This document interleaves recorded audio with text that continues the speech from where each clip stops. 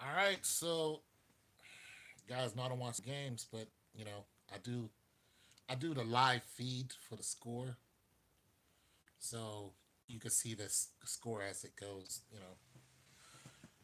And I just watched the score. I was like, okay, Houston might, they had like 5 seconds left. They was down by three. I was like, James Harden, maybe he get the ball and shoot from half court, swiggity swag, hit a biscuit eater on him, go into OT. I thought for sure there was going to be some OT, because I don't watch the games. But I was like, okay, they might go into OT. Hit a swiggity swag on them. Nah. I'm actually surprised that they didn't let them get that game 7 on. Uh, so, yeah.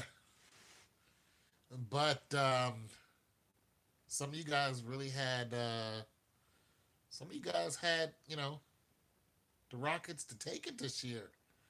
So that's not going to happen. That's over with. Because what is it? It's 4-2. So that's finished. That's finished. And I was talking to some of you guys yesterday. You were like, "Yeah, we think Houston do it," but so they didn't do that. And look, I told you guys it didn't matter if they had KD or not. You know what KD counts for? KD counts for. You know what he counts for? KD counts for running up the scoreboard. That's what he's there for. He's not there because they need him. He's there because they're gonna put somebody to shame. Are your chances better or closer without KD? Of course. But when the man can come in and hit 34, between 34 and 50, are your games going to be closer? Yeah. But let's just face it. Let's just face it. The Rockets were the best chance. They were. The Rockets. They were the best. The Bucks, you got Milwaukee. Milwaukee's still out there. You know, the Sixers. Shoot, you got the Sixers are tied up, aren't they? Shoot, the Sixers are going at it.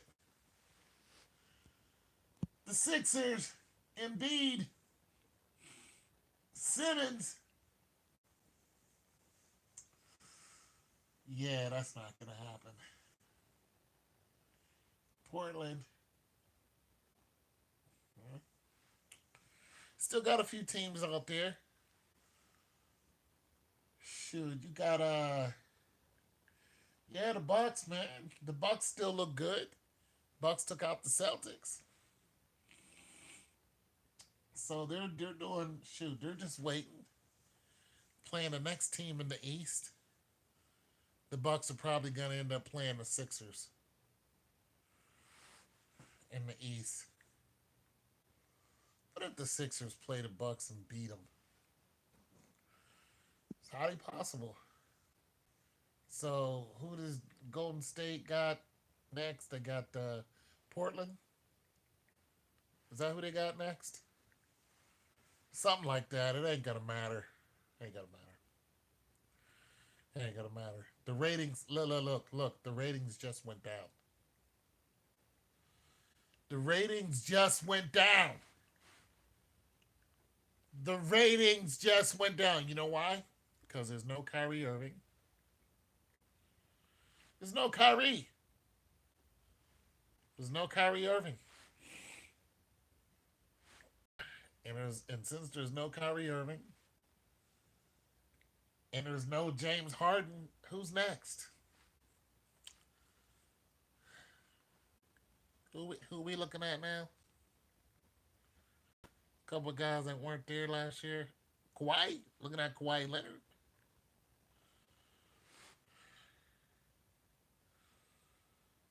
The Raptors. Okay, you know what? Okay, Raptors. Raptors are gonna beat the Sixers. I was hoping they wouldn't, but looks like Raptors. Hey, what's going on? Who's this? I'm sorry, my eyes are. Whoa. I cannot read your name. But how you doing? How's everything going? Long time, long time no see. I'm on YouTube every day. What you talking about? I'm on. I'm on here every day. You the one that's been staying away. I'm sorry I can't read your name because my glasses aren't in here. Shoot. Oh, you've been working. Oh, okay. Well, work is always good. How's work going? Yeah, get that work in. Yeah, get that work in. Did you watch the game today? Oh man. I'm sorry. Come on, yawning. Okay, work is going all right. That's good. Right. Later for Houston. I thought they was gonna pull it out. I thought, I thought I was like, oh, they gonna hit a three to send it into overtime. Yeah, I was like, oh, this is dramatic. I was like, wait a minute, they up by six. Uh oh, they up by three. They're gonna hit a three from the freaking half court. It's gonna go into overtime. Houston's gonna win in overtime. Nope. I was getting geeked. I was like, oh, they're gonna nah. No game seven for them. Shut them out. Houston's going to no. Never mind.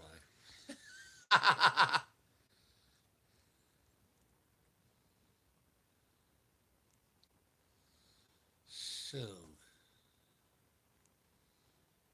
tell me, how is it wrong again? What, Tony? Oh, what did Tony tell it like it is say? What did he say? I don't even go to his channel. I think him and I had a discussion last year, and he was right and I was wrong. So that was it for that. Oh, well, last year I was wrong, he was right, so not a big deal. But I have listen. Ever since last year's finals, I have not been to his channel because him and I talked, and he told me his opinion on a few things, and I was like, "Nah, you're wrong." And we were doing this as the series was going on, so I had a few right, but he had the finals right, and I had it wrong. So yeah, he has a whole gematria system that I don't get down at all. So I'm like, okay, brother, let's just see. I don't do gematria. I do the whole follow the ads. I follow the money. That's where I come up, with what I think. I kind of follow the money, and sometimes I'm wrong, you know, but I'm doing about 70%. He needs to take it down. No, he needs to leave it up there. He needs to leave because I don't take none of my videos down. None of those. Uh-uh.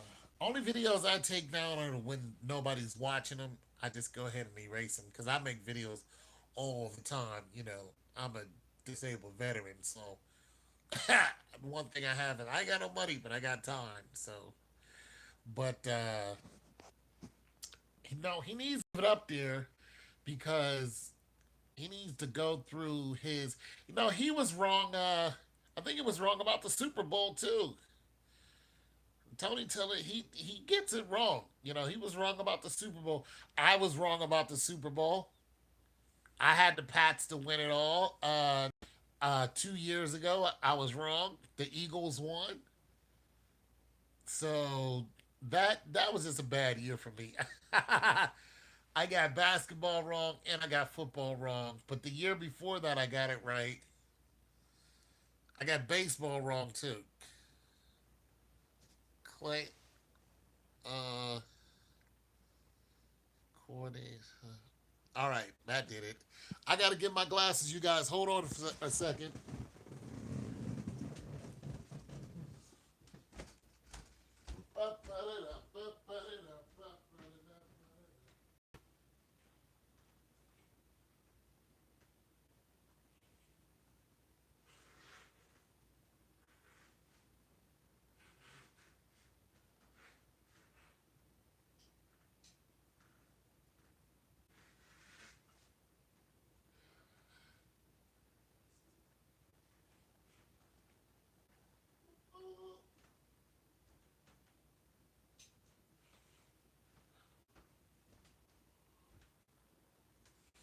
Uncle L, future of the funk.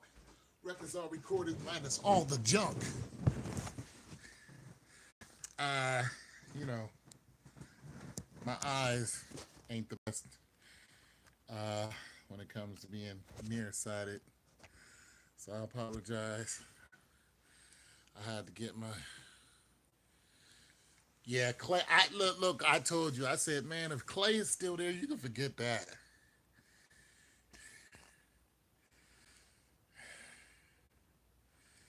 Clay and Curry, the best shooters. Yep, yep. Listen, in order to slow Golden State down, you gotta. I tell you what, Cleveland did it when they won a championship. Curry and KD, they fouled him out or something. They did something. They fouled him out. They got him into foul trouble or something. Yeah, they fouled him out, didn't they? And I remember I was saying that's the only way you're gonna hurt this team. If they're not hurt physically, you gotta foul them out. You gotta double team them, frustrate them, because you just can't wish upon a star. They're just way too good. They're way, way, way, way, way too good. You gotta be, yeah.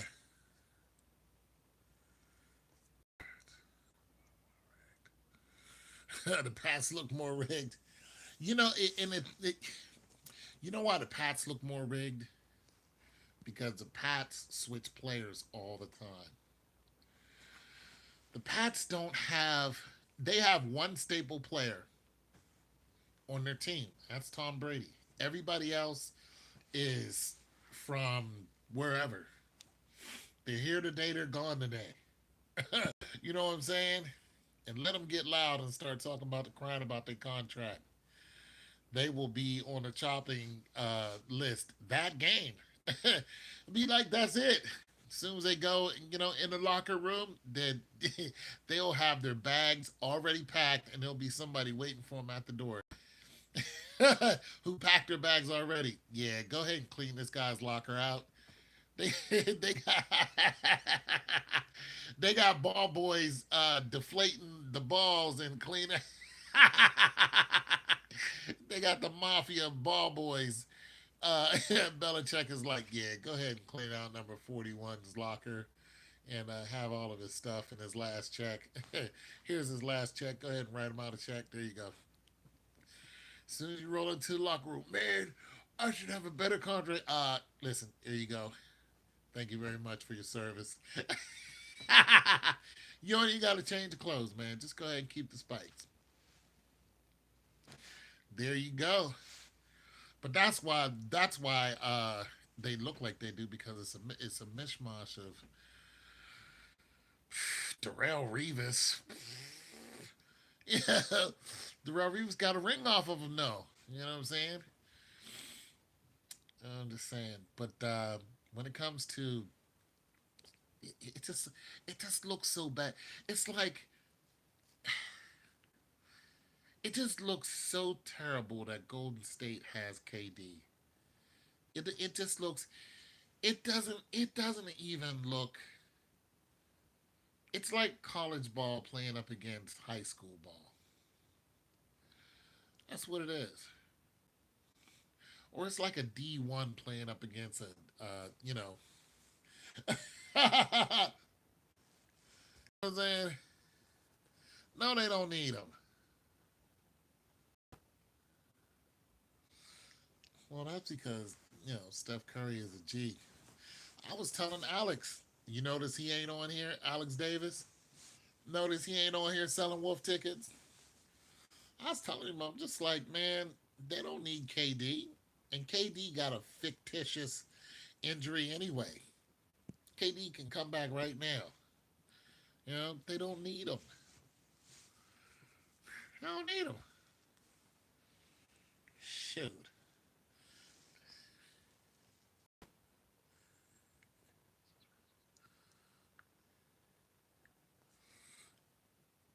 Yeah, everybody thinks that Curry. They think they're magnetizing the ball. I was telling somebody yesterday on a live, I would love to get one of those balls that are magnetized and like go to a court and start doing some measuring. You know what I'm saying? To to see how the dynamics of the ball works. I mean, but you don't know because you don't know. Okay, well, let me put it like this: if you're at the free throw line, I don't know how many feet that is. I don't know how many feet that is from the hoop. Now, we're not only talking about how many feet it is this way, just straight flat, but you also got to calculate the arc. So that's what I'm saying. I don't know how many feet the arc is, and then goes into the hoop. So, I guess you'd have to film it and then just kind of guesstimate it from the film, and then kind of throw it off to the left or to the right and see if the ball actually curves. See, see. Okay, so the strength of the magnet is gonna determine the amount of the curve. It's just like baseball. When baseball, you know how those pitchers get caught all the time because they'll have some kind of liquid on the ball, and they'll have it on their wrist or something, so they'll wipe their hand on their wrist and then they'll put it on the ball and throw the ball. Well, they do that so the ball will curve more. So instead of having a 2 inch breaking curve, Goose Gossage, they'll have like a ridiculous 4 inch breaking curve on a freaking fastball. It'd be like, it'd be like, wait a minute, A Train. You know what I'm saying? They'd be like, what is this, a la Nolan Ryan, from the Astros? Like, no, brother, you're not doing that. You're not gonna throw 100, mile an hour curveball, and it's gonna have a 4 inch break. No, uh-uh. No, we're not having that, Mike Piazza. It's not happening. So the umps would look at it and be like, "Oh yeah." So that's what I'm saying. The amount of the curve is determined by the the draw of the power of the magnet. So I would like to see one of those balls to see how like what are they using and how powerful the magnet is. Like, where is the magnet set? Is the ball wobbling? Does it look like a flying duck? You know what I'm saying? Because I don't see any of that.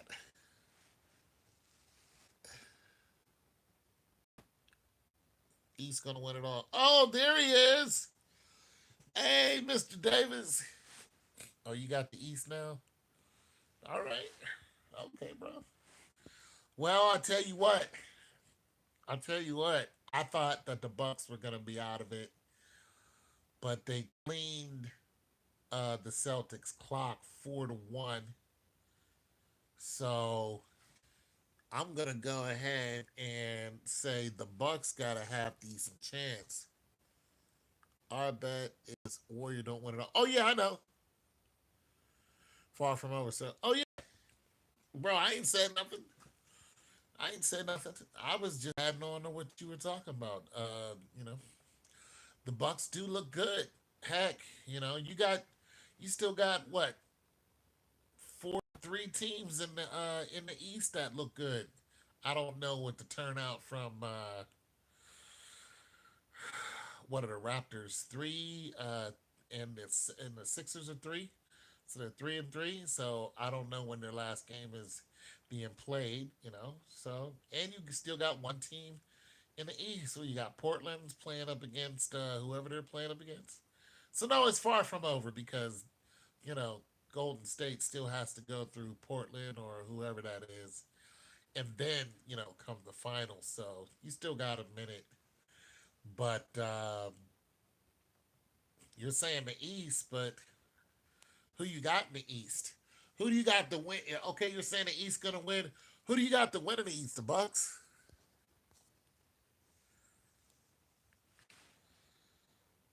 I am surprised. Rocket. Hey, everybody's surprised. I'm surprised the Rockets lost.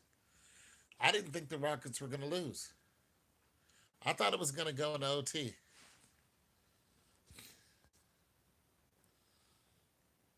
Philly can beat them. Oh, okay. See, there you go. Golden State Warriors winning it. Oh, Celtics is out, and now Rockets. Yeah, Reginald. Look. Nobody thought the Rockets were gonna be out of it this early. We thought, we thought they would definitely go to Game 7, but this is a surprise to everyone, including, myself. And I was just talking to somebody, and they said, Tony, tell it like it is, had the Rockets to win the whole thing. So, you know, just like last year when I got, just like last year when I had it wrong, he has it wrong this year. So he'll have to backtrack and pick a new team and, make some videos. But yeah, I got Golden State winning it all. But yeah, we're still a ways out before you can say who's going to do what. But I mean, you're saying the 76ers can beat them? You know why the Sixers can't beat them? I'm going to tell you why. Read your comments.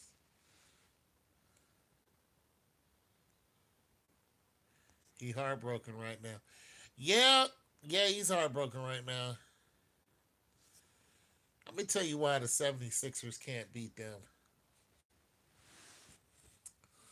The 76ers can't beat them because they don't have the experience. Now, mind you, they went early to the playoffs last year. They're deep in the playoffs this year. You can't take nothing from them. I had them possibly winning a championship within the next 5 years once they got that powerful three. So this is the second year. So I give another 2 or 3 years. They'll get one. But right now, Golden State is way too strong. Once KD leaves, goes to the Knicks, you might have something, and then you might have to take one more person off of that bench. Iguodala, Clay, someone else has to go. It's just too much. It's too much sauce. They're just Green's mom is gonna have to do something stupid and say we're leaving. Something's gonna have to give. They're just too strong, even without KD. So right now, no, but give Philly a couple years. I'll say yeah, they in there. But right now, they don't have the shooters. They don't have the backcourt shooting. They got the inside game nice, but they don't have the outside game nice. I think that Philly is always going to get stopped by the Raptors. You know, right now the Raptors are way too hot. So What I think is gonna, yeah, I think the Raptors are gonna stop Philly, and yeah, and I think heck, the Raptors might even stop the Bucks.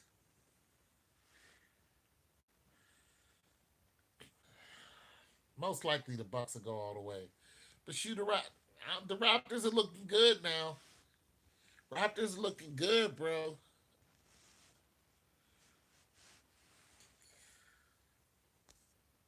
I tried to tell them Golden State Warriors was going to win, and then it just made feel weaker for Golden State Warriors. Three-peat. Yep, it's a bad deal, but they have too much talent. Even look, their MVP is not even playing, and they got too much sauce, man. They're just too much. They got two superstars on their team. What other team has two superstars? Superstars. And when you say superstar, look at their wallet.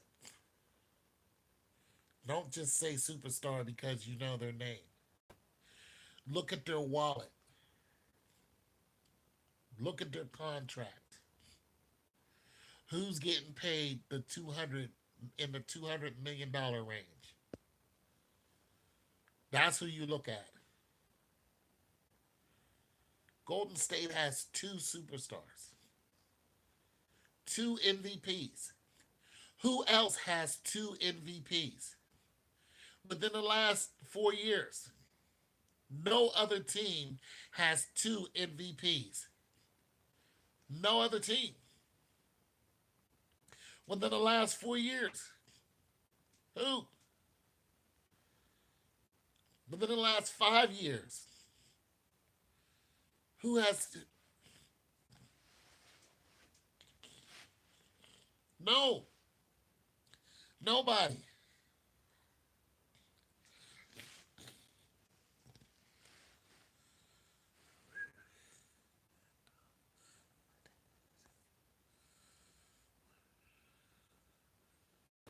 Okay.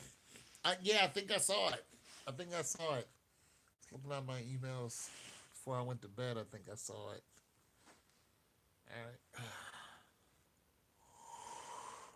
Yeah, man.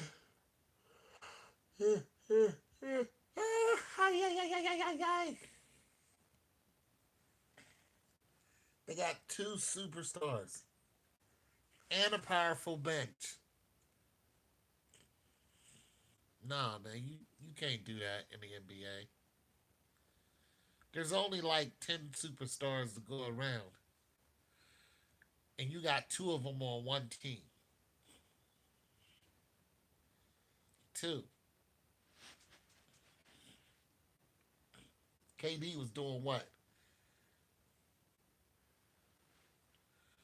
54 million for 2 years?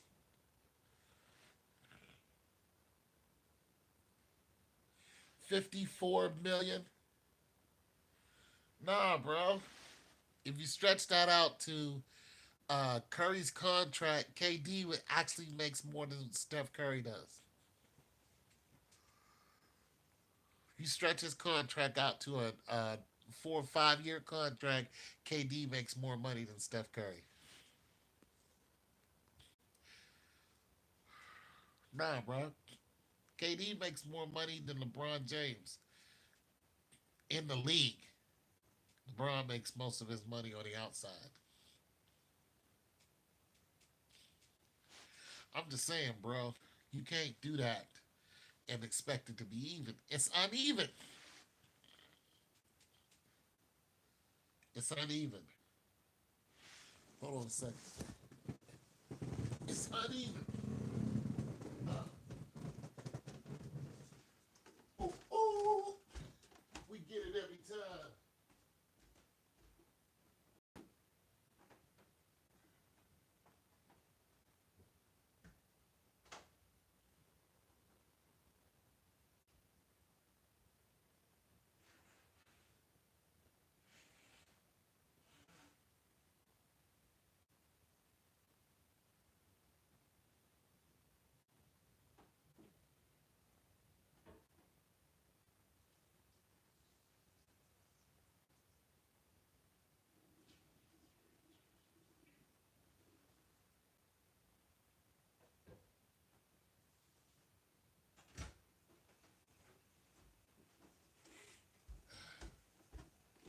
uneven, man.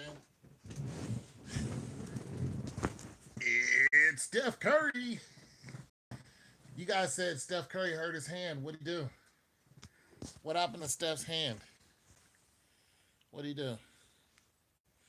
Steph got a hurt hand.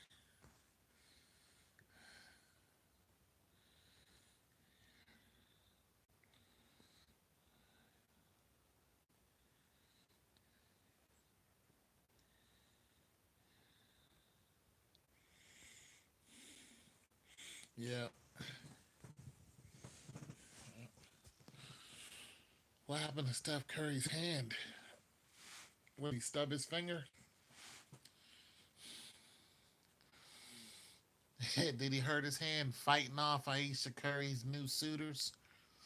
Aisha Curry, nobody pays me any attention. Wah. You got 3 kids and a rich husband. You better shut it on up, women. Nobody's looking at me anymore. Wah. On national television. Can't believe her.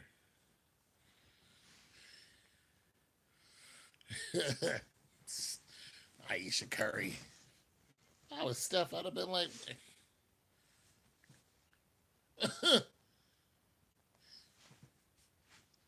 I'm Steph Curry. What? What do you want? I make $200 million in the next 4 years. You know what I'm saying? I give you beautiful babies. You got a cooking show, a book out. You're on national TV. Look at all of this you have, and you're complaining about wanting some man's attention. See, that just hurts.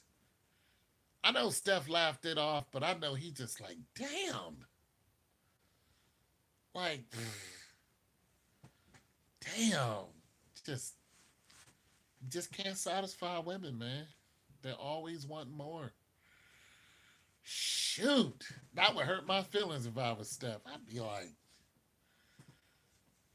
damn. I guess I got to run for president. You know, he got to run for president of the universe in order to satisfy Aisha. That ain't gonna do it. She wants the admiration of some, you know, ne'er do wells. Some. She wants some minimum wage guys, fawning over her.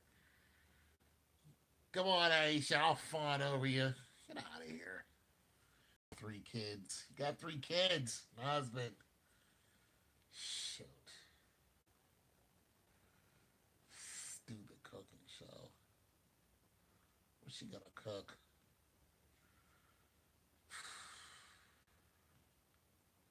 Ridiculous. Women. Women.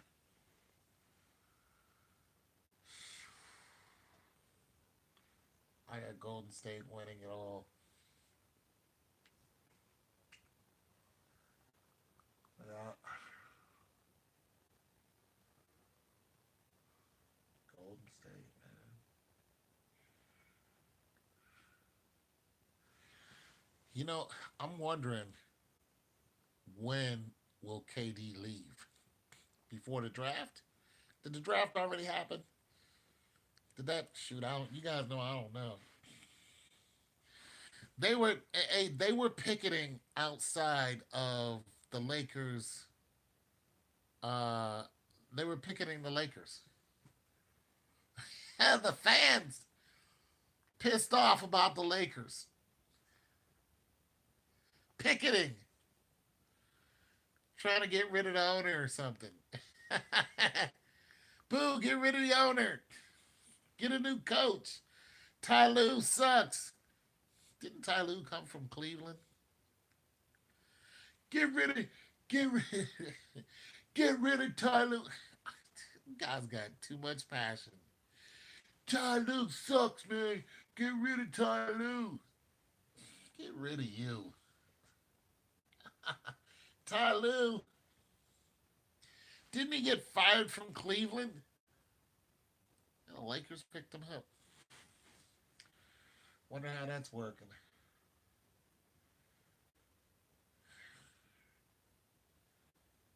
Doc Rivers. Doc.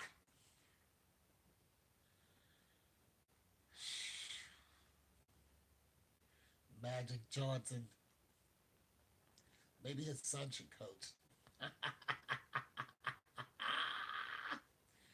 That'd be interesting. Yeah, I'm gonna have my son coach. Son, come on over here and coach.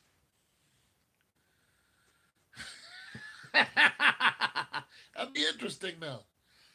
I bet his son could actually play. He got the genetics for it. He tall. I bet his son wanted to. I bet he could play. Mr. Assist. Magic Johnson, man. Tyloo. Tyloo sucks.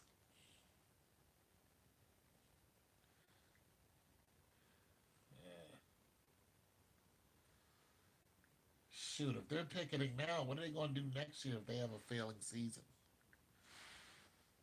You know what the Lakers did? The Lakers did the same thing Cleveland did. You don't give LeBron James nobody to play with, guess what? LeBron can't do the same thing he did in Cleveland. He's too old. He's not going to spend the majority of the time on the court and holding, down the team. He's too old for that. He can't keep that up. He's 34. His recovery time is going to get slower and slower.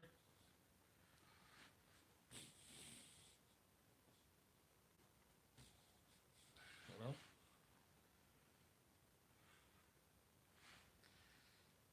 you know what I'm saying? He'll be looking at D Wade. He'll be looking at D Wade going, D Wade, D, what up? What, what up, Copper? Copper, who did you have? You had the Rockets, didn't you? Let me look at my memoirs from yesterday. You had the Rockets.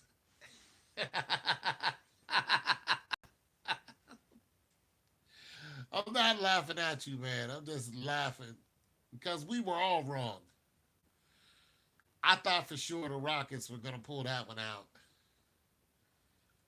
We were all wrong. There was a whole nation that was just like, "What? Game 6? We need to talk to the powers that be and try to figure out who rigged that one. Why waste the time to go to Game 6? Adam Silver, Adam, Clyde Drexler, Mr. Drexler. We need to write Adam Silver a strongly worded letter. Mr. Silva, did you know that KD was going to get hurt in Game 5? Huh? Huh, Mr. Silva? Were you aware that Steph Curry was going to bust down another three in James Harden's face? Were you? Speaking to the mic, Mr. Silva.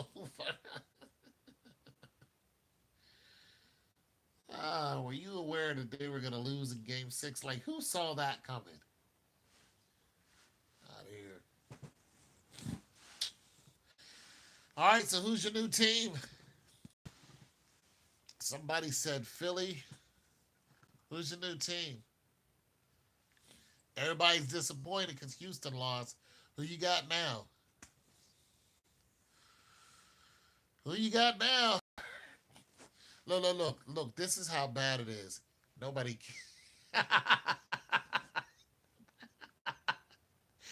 Listen. The championship game has just been played. The one series that we wanted to see, that was the most interesting series, has just ended. There is no other team out there that has a star power of the Rockets. No other team in contention. None. Who? What other team has as much star power as Houston? I'm talking about in contention, out there, still in the playoffs. None. None. Other than Golden State. See, the ratings have just dipped because nobody cares. Nobody cares about the East. There's nothing there to make you go, yeah, we want to see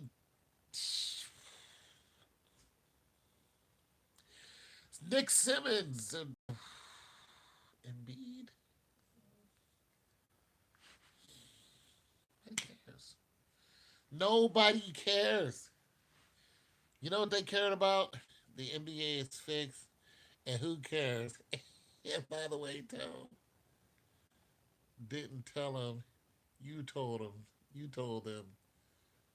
But you told them so. Exactly.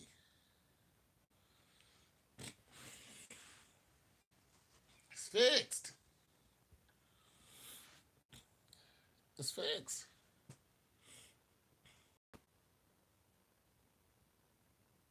The ratings just went down. The most important series has just been played. And it ended in game 6.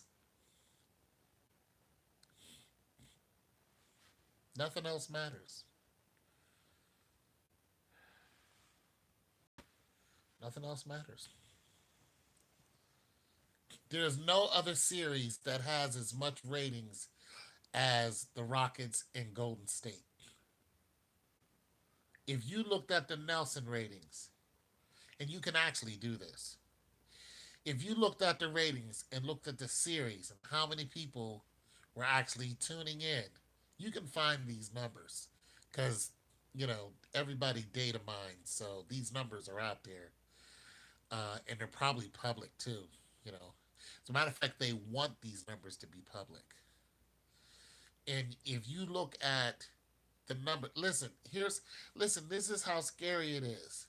This is how scary it is.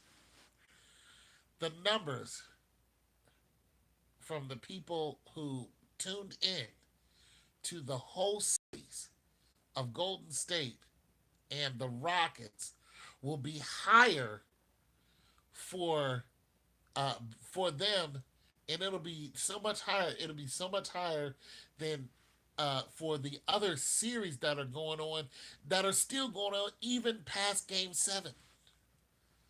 Once Portland gets done playing, once the Sixers and the Raptors get done playing, I'm talking about the series end. You can go and look all the way to Game 7 of Golden State and the Rockets, and look at Game 7 of the other series, and Golden State will have more numbers.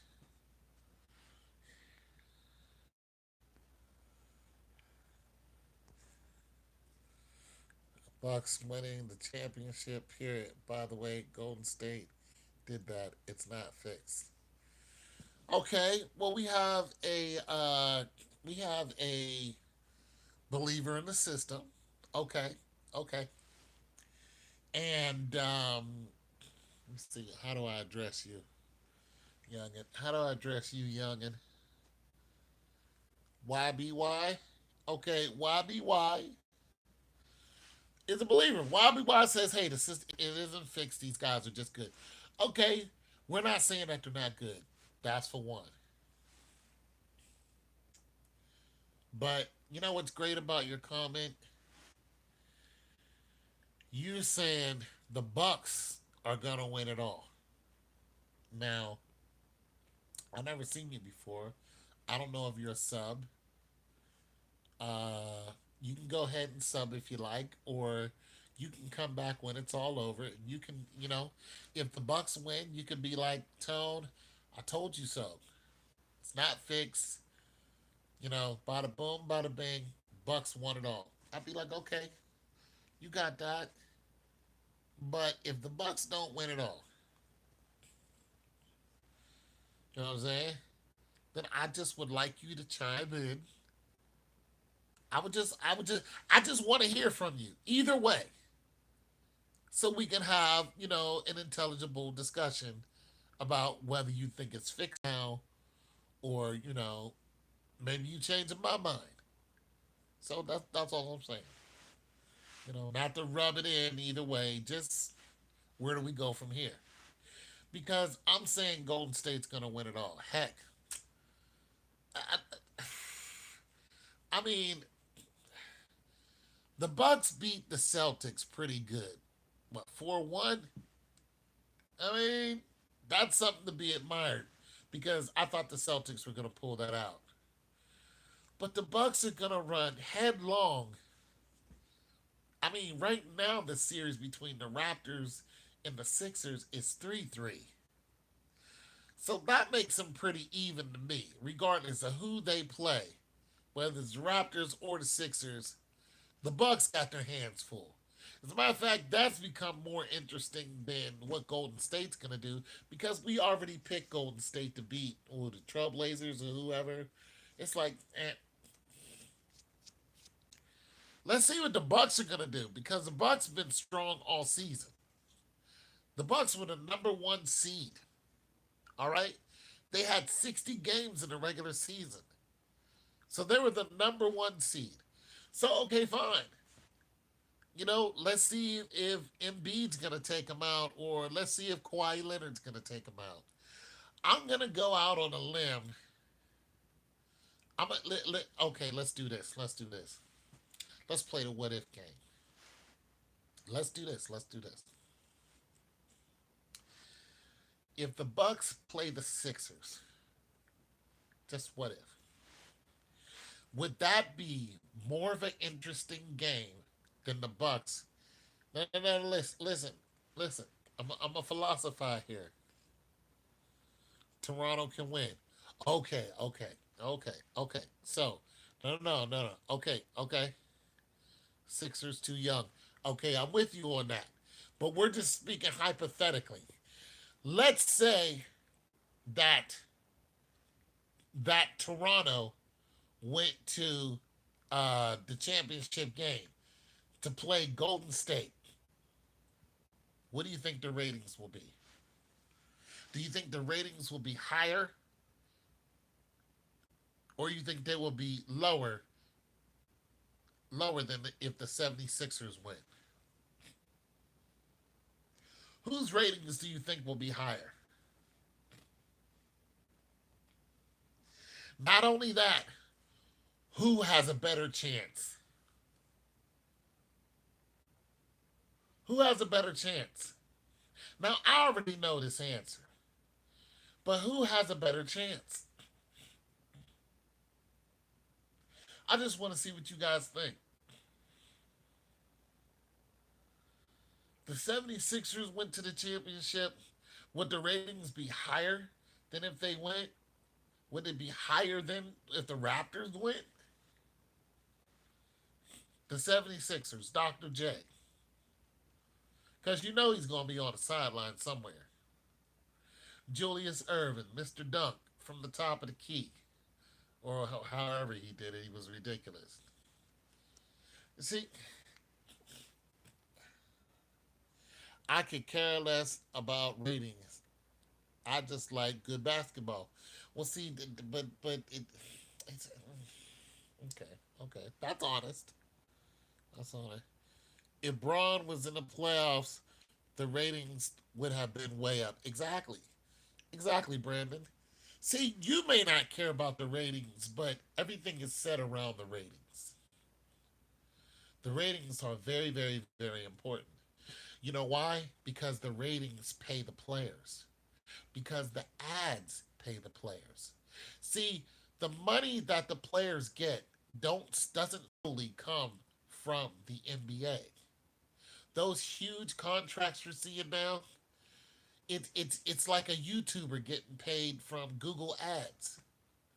You know what I'm saying? It's the same thing. We get paid from the amount of people that watch us and click on the ads and all that other stuff. They get paid by the amount of people watching them and the products that they sell. Procter and Gamble and watches and cars and all that, toothpaste, whatever it is. They're all in on it. That's why commercials cost so much for prime time. They're getting some of that revenue money. This is why whenever one of them gets hurt, you still see them dancing around on the sidelines. You see him dancing around on the court, or Embiid, doing his airplane thing last year when he got hurt. Steph Curry, putting on a big show when he got hurt. They were in front of the camera. Why? Because that's what they're paid to do. Their faces are what's important. Because if their face is not there, then the ratings drop.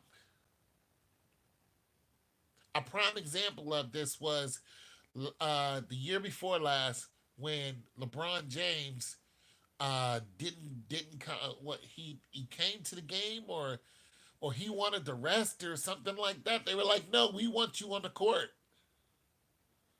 He's like, "I've been busting my behind." It was just like, "No, we want you on the court. We want you in full gear on the court.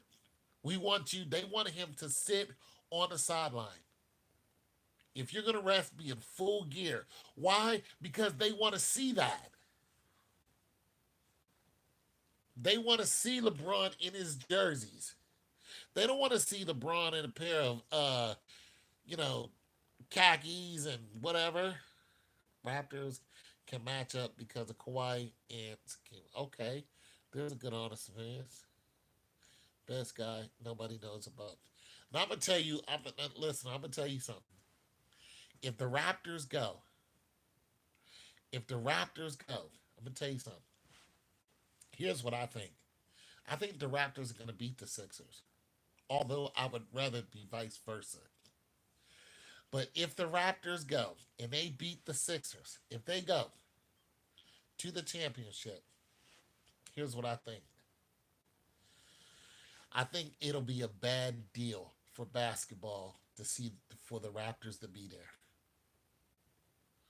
This is why I think the 76ers should win. Who do I think's a better team? I think the 76ers are not the better team. I think they're too young. The Raptors are always there. But here's the thing about the Raptors. They've never won a championship. Why? Because they're not here in America. They're Canadians. They've never won. I'm just saying. They've never won. It would be un American. It would be. The symbolism behind it. It would just be unfreaking American. For the Raptors to come in, represent, and take the whole thing. I would be in a state of awe. I'd be like, why would they let this happen? The Raptors got wiped out last year. They got wiped out. Wiped out in the Final Four by Cleveland, who got wiped out. Won one and then lost four. No. This is why I think the 76ers should go, but they're not the better team. The better team is the Raptors. And, if we're going with who's better, the Raptors will definitely beat the Sixers and then, you know, go into the championship and get trounced. They're going to get beat. They're going to get beat like Cleveland got beat. As a matter of fact, they'll probably get beat worse. It's going to be a wipe. I'm just saying it is. They might win one because of Kawhi Leonard. Other than that, it's going to be a record-setting. They're just gonna they're gonna hurt them boys. They're gonna hurt their feelings. And you know the Raptors don't play that. They want to fight you if you keep scoring on them. They've already see that last year they did that. Somebody went and made a layup, ran up the score. They wanted to fight them. If the 76ers go, it would be a better story. 76ers, America, okay. So it would be a better story for the young team to make it that far. It'd just be a better story. But are they better than Golden State? Not even close. But it would be a better story to see them get their behinds beat, smashed. Because I think they're going to win a championship in the next 3 years anyway. But it'd be a better story to see them go than to see the Raptors go. That's just the truth.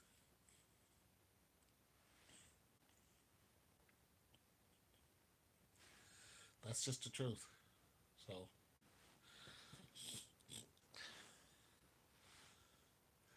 I think LeBron is going to get help, and the NBA is going to make sure of it, and he's going to the finals next year because he needs him there. Well, here's okay. What happened this year was not expected.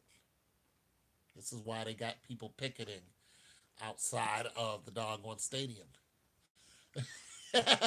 for the Lakers. What up, Polo? That's why they got people picketing. People are mad that the Lakers suck. They're mad. Yeah, I swam. I only did 22 laps the other day because I got a bad rotator cuff, so you know I had to chill. So I only could get 22 laps in. I was trying to go for 40, but the pain was just too much. So I got to chill this week. I'll be back at it about 2 weeks from now. Once I work the soreness out, I'll be yeah, yeah. Only got it, yeah. Only got it 22 laps, man. Once I swam 200s and that was it. I was it, boy. I could only do like 50s, and then I could do 25s from there. So it was just a bad deal. But as far as LeBron James concerned, yeah, they need LeBron James to bring the ratings back up, and they're gonna do it because they're losing a lot of money. They're losing a lot of money right now, and they know they're losing a lot of money. They can see it. They can see the numbers drop. They're losing a lot of money right now. See, they need LeBron James. They need him. They invested a lot of money into him. Not only do they need LeBron James, they need a LeBron James. And there's no other player like him. There's none. See, they created a monster with LeBron James. When LeBron was playing in when LeBron was playing in Cleveland, everybody depended on him, right? As soon as he walks off the court, the team goes down. As soon as he left, the team only won 19 games. That was it. So that same magic didn't work in LA. No pun intended. It just didn't work in LA because LeBron set up the infrastructure in Cleveland. He's the one who chose those players. So he pretty much knew what he was getting into once he came back from Miami. He was like, I'll come back, but this is what I want. And then they worked with him.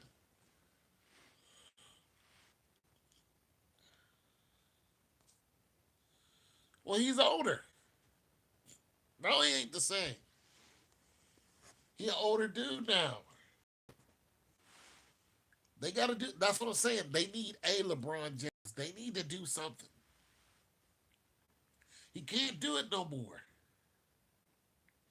Not like you used to. You what, 34? Can't do that running around like that no more.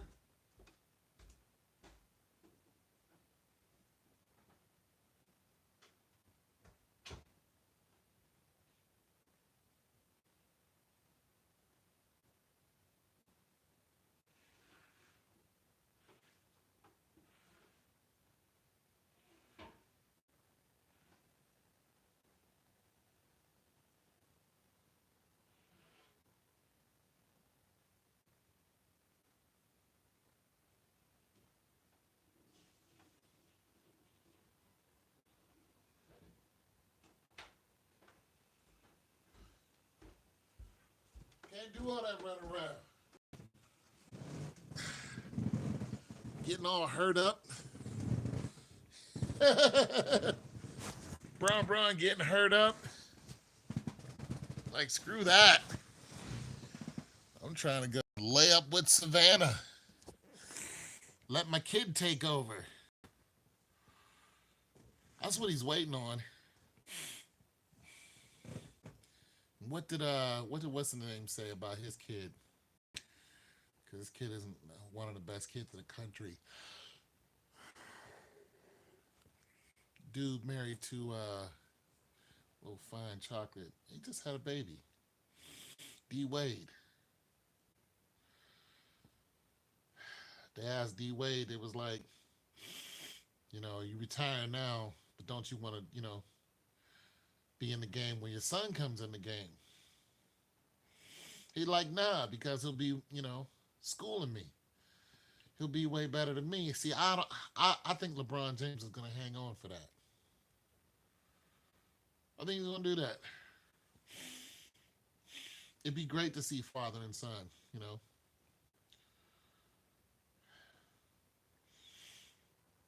be pretty awesome.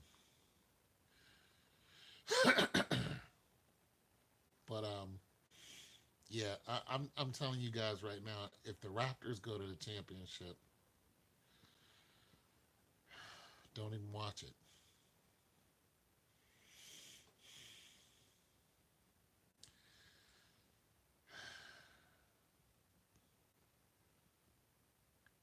Yep. As a matter of fact, let me make a prediction.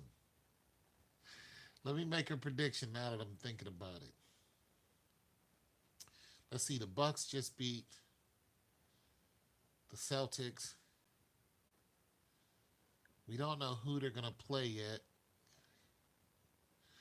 Let me make a prediction right now.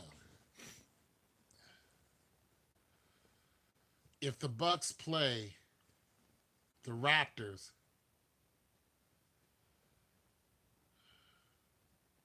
oh, oh no. Okay. Oh, oh. Well, you know what? I think the Bucks are just gonna beat both teams. Yeah, I think the Bucks are gonna beat both teams. You know, I just do. I don't think they're better than the Bucks any team. As a matter of fact, here's what I think is gonna happen. I think that the Raptors are gonna beat, like I said, the Sixers, and then the Raptors are gonna lose to the Bucks, and then the Bucks are gonna lose to Golden State, and that's that. I really can't see it going any other way. I was hoping the Celtics were just going to come in and trounce everybody, but, didn't happen. But yeah, that's what I think is going to happen. So whoever plays the Bucks next, I just think they're going to lose. And that'll be the Raptors. So I think the Raptors are going to, win the series against Philly, and then I think they're going to lose to the Bucks, and I think the Bucks are going to go ahead and advance to the finals, and I think they're going to lose to Golden State. That's just a clear path. That's a clear path to the best ratings, the best rating success.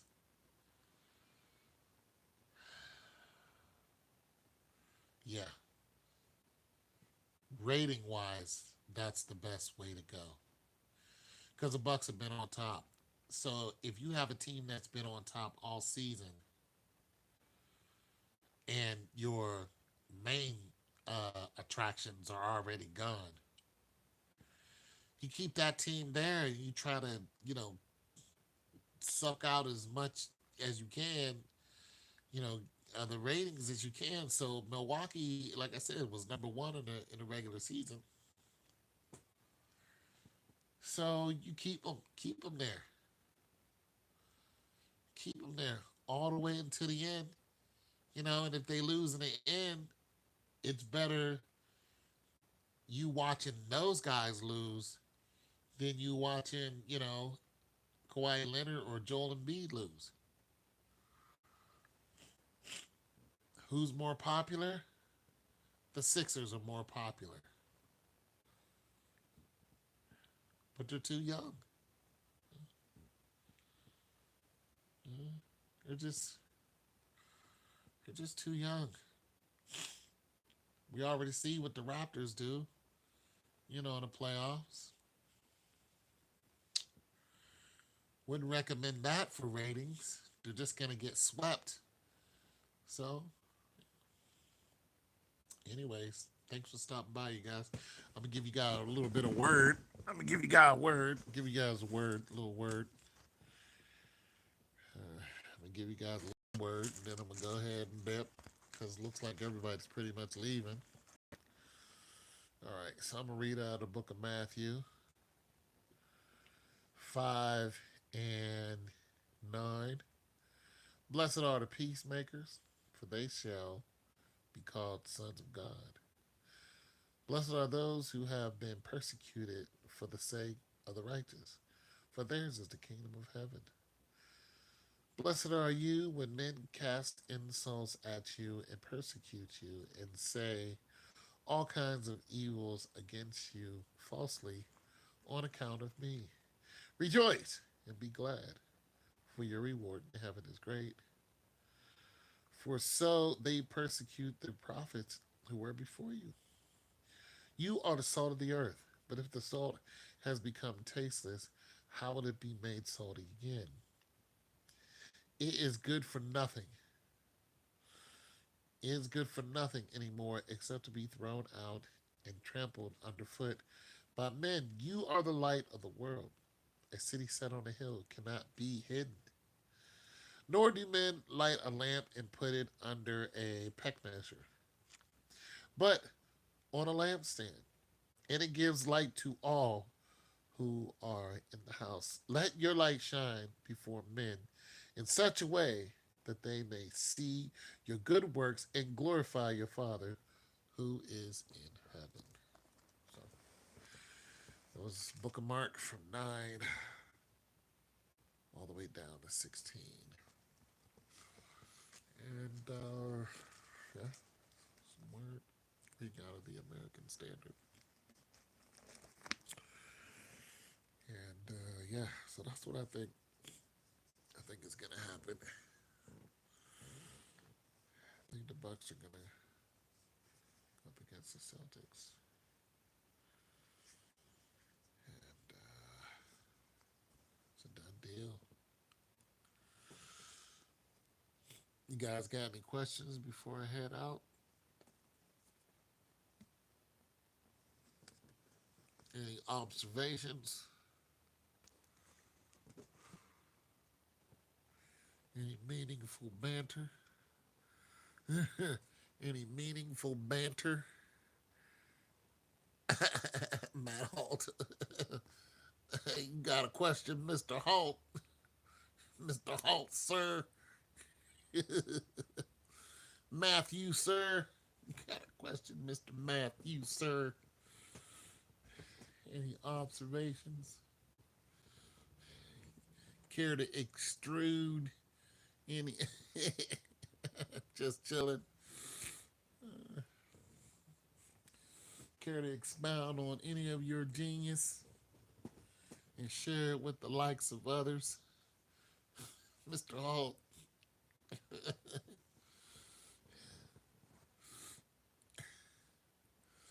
you like my shows? Well, I appreciate it, brother. Tell them when you might give me. I might give you a call tomorrow. Let's see. What's my day like tomorrow? You guys want to hear how my day goes?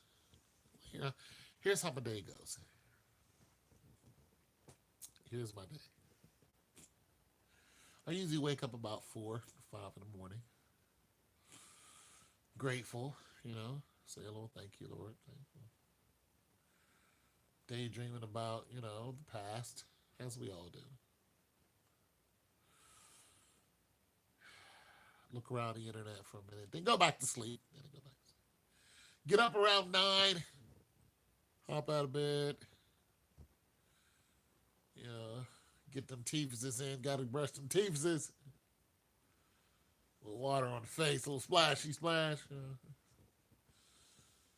Go into the computer room. That's where I usually reside. Look around on the internet for a while. So play my game, read a word,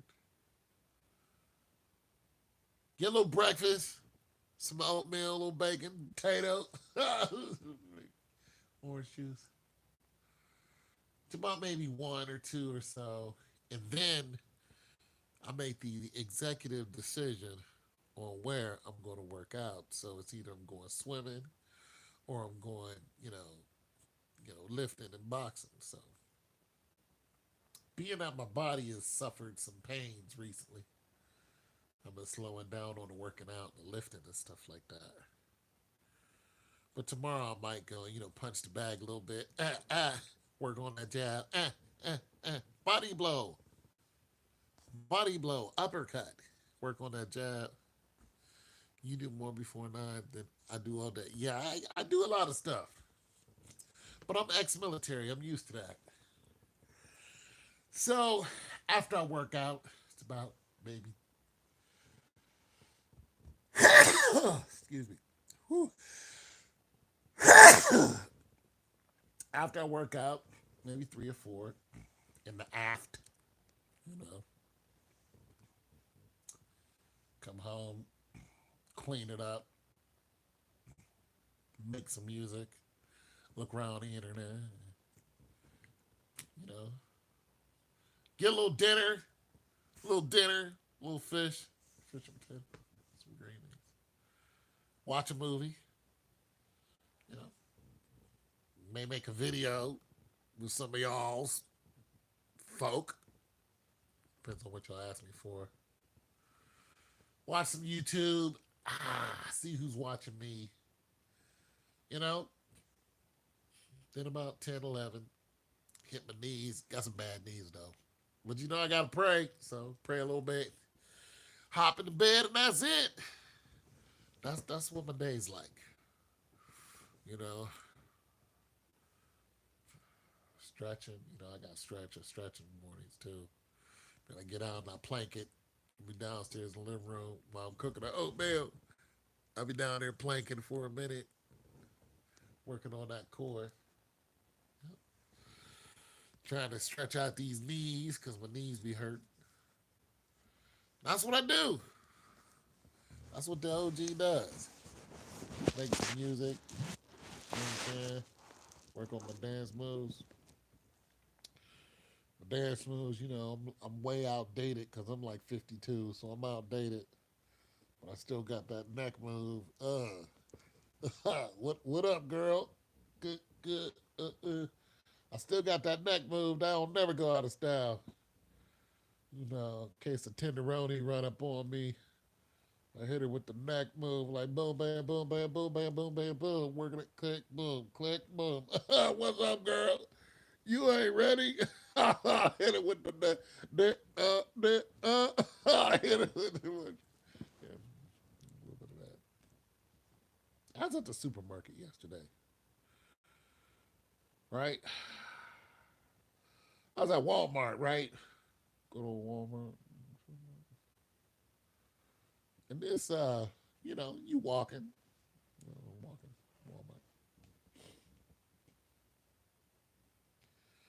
This woman, she had her kids with her. Mhm. I was walking past her, and she was staring me right in my face, like she couldn't take her eyes off me. You think somebody's gonna stop looking at you once they get to your peripheral, and then they no, she just kept looking. I was like, what in the Sanhedrin? What in the wild, wild world of sports is going on here? So I'm like, it's nothing, right? So I do is my shopping, because I shop. I be shopping. I do is my shopping, you know. I check out, so pushing my cart. She's in the line, checking out in another line, and I walk past, and I walk past, and I just happen to look, and there she, she saw me. She saw me. She still stared at me. Like I don't even see her, you know. And then she's like, and I'm like, like, like what I do to this woman. I'm like, woman, I don't know you. What I done did. I don't know. Maybe she liked my updo. I had a hat on though. She's just staring at me. I was like, I know what that's all about. She trying to come get some of that breakfast I be cooking in the morning. She must have heard about that turkey bacon and that oatmeal. Girl, you can't have nothing about turkey bacon and oatmeal, boy. The word to get out, boy. I'll be frying them potatoes. Boy, I'm frying the potatoes. She must have saw it on YouTube, boy. Trying to get some of my potatoes, girl. I know what's going on. You can't have no more potatoes. Women that do that, they'll come over your house just to eat up your food. I don't eat that much.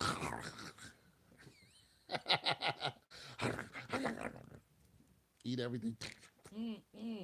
I'm sorry. Did I eat everything, including yours? Yeah, you did. A lot of miles. Yeah. She must have heard about that mean cooking that I be doing.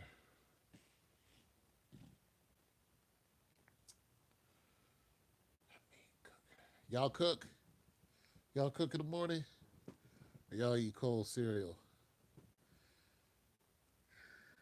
How many of y'all got a woman? Do you cook for your woman? Or do you just give her Captain Crunch and tell her to be happy? Y'all hit her with the raisin brand, don't y'all? Your wife cooks? You don't never cook for your wife? You must got kids. You must got children, that's why. See, it's different. We got children, then the wife cooks for the children, and you just happen to be there.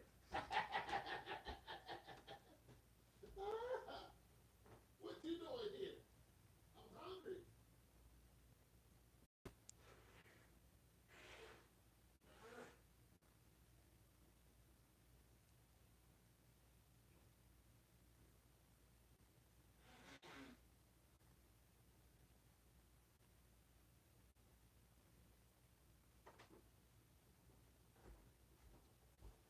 Yeah, you just happen to be there. The wife is throwing down for the kids. You just happen to be there at the right time. Yeah, yeah, yeah. But that's cool. Oh, you got one kid? That's awesome. Heck yeah.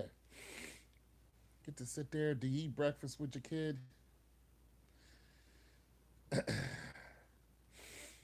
Sit there and talk to your kid and listen to the little mind going. That's awesome. That's a cool thing. Listening to their mind just going 100 mile an hour. You can just hear their cells growing. You can just watch him grow in front of you. Like, man, this kid is just growing right in front of me. Wake up every day, the kid done got taller. Like, what in the hell is going? Shoot, how'd you get taller? And went to school and came back taller. Literally, that's what they're doing. Literally, that's actually what's happening. Your kid goes to school and comes back taller. Like, literally. Oh, he's 3? Oh, that's wonderful. That's wonderful. Talking up a storm, too, ain't he? Just having a dang on good time. Can't wait to get up. Hate to go to bed. It's a crisis when you tell them to go to bed. Listen, Thomas, you gotta go to sleep, man. Daddy's gotta go to work tomorrow. But I don't understand a word you said. But listen, you gotta go. Yiggity yak yabba. Good man. Uh huh. Yeah, man. All you get that homework done. That's awesome. That is awesome.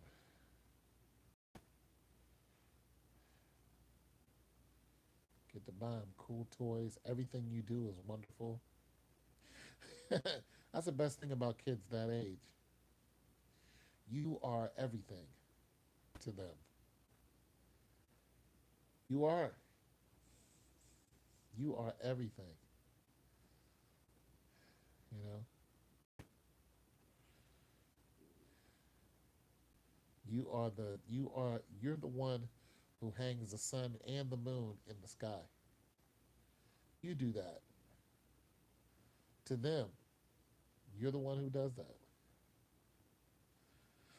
that.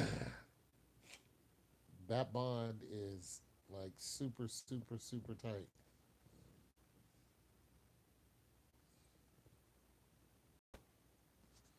Yeah. Yeah.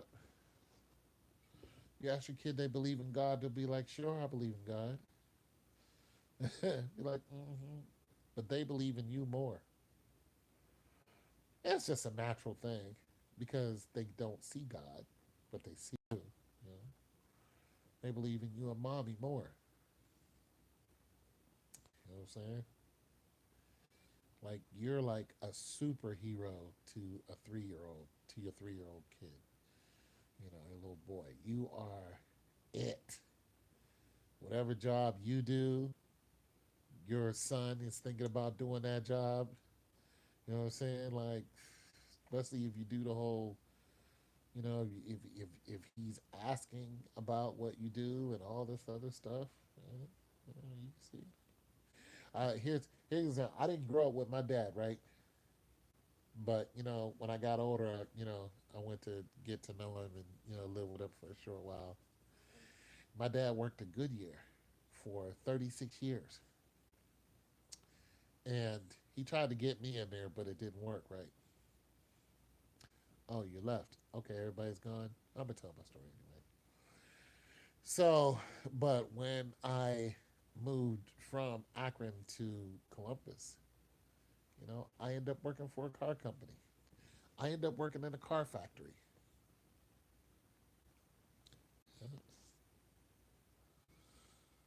I ended up working in a car factory.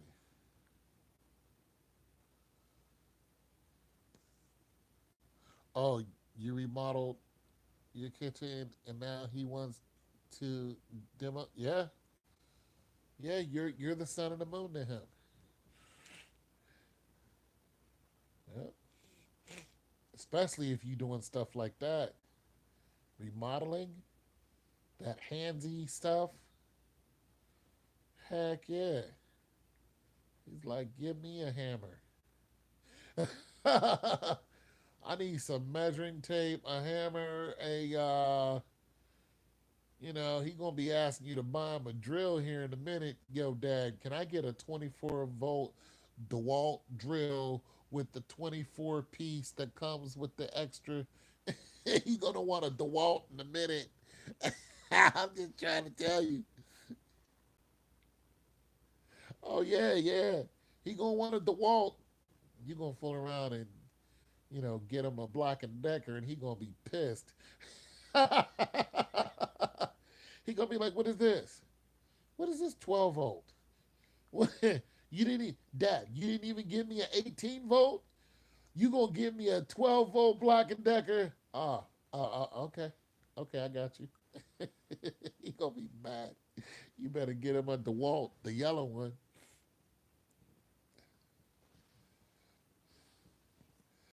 Yeah, nah. I do stuff like that too. I got a whole drill set. Mine ain't a DeWalt though. DeWalt is the real deal. Yeah, I used to be a handyman. I used to be a handyman. I did all kind of stuff to make extra money. I still do it. I still do it. I got appliances sitting downstairs in my living room right now. Yeah, I used to be a handyman. I had to get out there on my own and figure out how to make money. So I put my information on Craigslist, and I just started being a handyman, and then I got a job. A roofing company came into town. They were storm chasers, so they were looking for somebody to be a handyman. You know, and I never done roofs before. They were like, "We'll teach you." So I said, my car. I don't have a car right now. They said you can drive ours. Like they needed somebody right now. So I drove theirs until because somebody hit my car. So I got a check, and then I went and bought me a car. Bought me a truck actually, and then somebody hit that, and I bought another one. But nonetheless, so that's what I did. I went around and put in screen doors, fixed faucets, picked up all their siding and extra materials, and returned it. You know, returned it back to the warehouse, and I'd be out there on my own. Go out there and measure roofs, get a 30-foot ladder, run up on top of a roof and measure the doggone roof by myself. Or I would stand there and measure a roof. Sometime I had to get the shingles, pick up 14 shingles of siding, you know, all kind of stuff. Yeah, I was a handyman. So yeah, I got a drill. Shoot, I got it right in the closet over there. And right now, what I do for extra cash is too bad my battery is well, I got it plugged in now. But get like extra. Sometimes these people will move and they'll throw away the refrigerator and the stove. I'll go out there and get the refrigerator stove, clean it up, bring it in the house, and resell it. Put it on, Craigslist, or I'll go ahead and sometimes they'll throw away the cabinets. So I'll go out there and look at the cabinets. If there's a nice set of cabinets and there ain't no bugs and stuff in it, I'll get them, spring them down, and bring them in the house. Put it on Craigslist. I just sold a cabinet set of cabinets for $100. I sold them about 3 weeks ago. You know how long it took me to sell that damn? I had those cabinets in my living room for almost a year. And I was like, I'm tired of looking at these cabinets. And then somebody was like, hey, you still got those cabinets? So recently, I just got a refrigerator and stove. I thought about keeping it because they work. I get plenty of people to ask me about it, but nobody's taken it yet. I don't really care. I'll just keep it. But if somebody wants it, it's 180 for the refrigerator and the stove together. That's what we're doing now. Rehabbing apartments, and people get to use appliance. Yeah, Good money in that. Yeah, I needed some money real quick, so I started, I started getting people's, seeing what people would throw away, stationary bikes and stuff like that. My neighbor threw away the stationary bike. I was like, shoot, somebody will buy that, put it up on Craigslist, sold it for $60 to an older couple who got it for their parents were in the old folks' home. So it was just like, this would be good for them to just sit there and, get some exercise. I was like, it's all yours, $60. You know what I'm saying? Sometimes people want me to deliver. That's hard on my back though. But every now and then, pop a couple pills, some Tylenol, get it. But I charge them $20 more. You I done, I used to do carpets and stuff like that. Heck yeah, helping people put in carpets. I painted this living room. Yeah, just bought a paint thing, taped it all up. Took me about a took me. I did it in 2 days. You know, sprayed it. Coated it up real good, and then zzz, did the ceiling and the walls, painted it nice and chocolate. Still like that today. So yeah, your boy gets down. You know what I'm saying, even my neighbor over here, during the winter, had me over there fixing their washer and dryer. But he didn't pay me, so I told him I'm not fixing anything else for you. You know, what he did is I went. He was like, I don't know what's wrong with it, so I went over there, took it apart, was like, oh, it's your heater coil. So he's like, yeah, I'll pay you once I, go ahead and order it and fix it. The other day I saw him. I was like, yo, what's up with that? He was like, oh, my cousin fixed it. I was like, you just gonna leave me hanging like that? He was like, man, shoot, my cousin fixed it. He's the one that did it. I'm just like, nah, bro. I was like, all right. I said, I'm not fixing nothing else for you. He said, it's okay. I'm leaving soon anyway. I was like, see, that's bad. He shouldn't have done that. You know what I'm saying? But I was like, all right, you shady. So I'm not fixing anything else for you. You know, because I fixed a couple things for him because he not a fixer up dude. But he gonna have to call his people because I'm not fixing nothing else for him. That's it. He not a handyman. He works in a warehouse though, but his thing is cooking. But he's not a handyman though. He drives a forklift and he cooks and stuff like that. But he don't have a tool set to save his life, so he gonna have to call his family because I'm not helping him no more. But yeah, man. Yeah, that remodeling. The thing about remodeling and like being a handyman, you're always needed. That's a skill that just doesn't go out of style. You're always needed.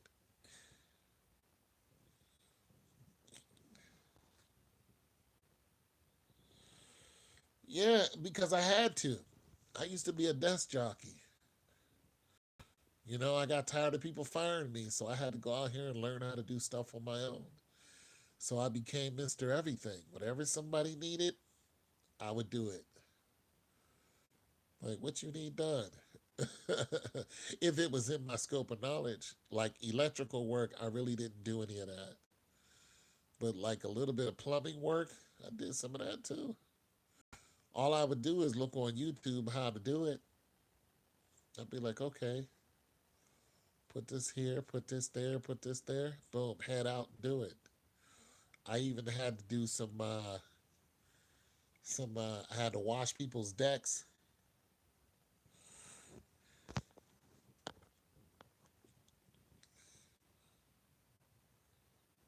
Yeah, I don't mess with electricity.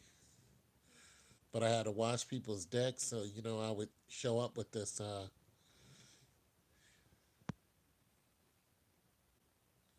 You run some major risk. Yeah, yeah, that's true. But yeah, that'd be like, here's an order for this people for these people. They want you to come over and watch their deck. So we would rent a water power washer at these people's house. Be like, yo, I'm here to wash your deck. You know what I'm saying? Have the different nozzles on it for the different pressure.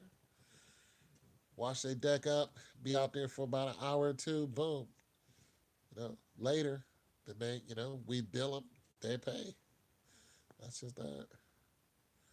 I thought about doing that now, actually, because it's not very arduous and it pays good. Pays good. So, a deck wash, well, a power wash depends on the one you get. If you're gonna get the gas ones, I don't feel like toting that around. If I was gonna get a power washer, I'd get one that I could put on my back, on my shoulders. But it depends on how serious you want to get and how much you want to charge these people. You know, because if you're looking at charging them, $300-$400 to do their deck, you're gonna have to get yourself a scraper. You gotta have a damn good scraper, two of them. One that you can scrape standing up, and one you scrape, you have to scrape kneeling down. You know what I'm saying? Get them leaves. Sometimes you might have to remove stuff like plaster pairs or whatever. You know what I'm saying? I did these one people's, I did their deck, and the way the house was built, the garage was, down. So the deck was sitting here, and you come over here, and there's their garage, but it was lower. And when you go into the garage, the roof was sinking. So their living room roof that over the garage was coming down. I was like, "You guys see that right there?" They were like, "Yeah." I was like, "It ain't gonna take long before that falls in.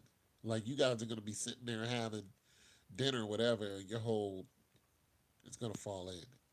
So yeah, they needed some major work to their house, but yeah, man. Or spray siding. That's another thing you could power wash. I didn't even think you could power wash that until we had an order for it. It was like, yeah, they want you to go over there and clean their siding. I was like, how am I supposed to clean their siding? It was like, power wash it. Sure enough, go over there. But it looks funny, though. It looks funny because it leaves these little, you could tell what's clean and what's not. So,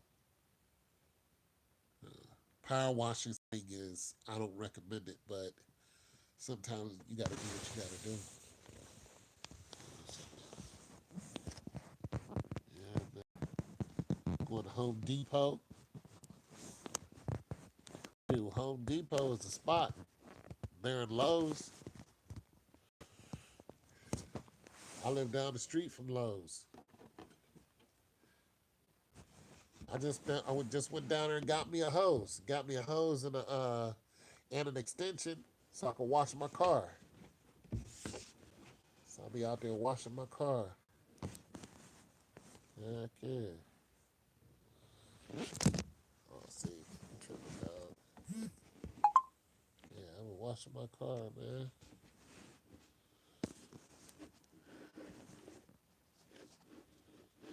Heck yeah. I can't do that. You youngins do though. You youngins, y'all got going on. Y'all got a good back. I can't do all that bending over anymore. I can't do it, youngin. I'm too old. Back hurt.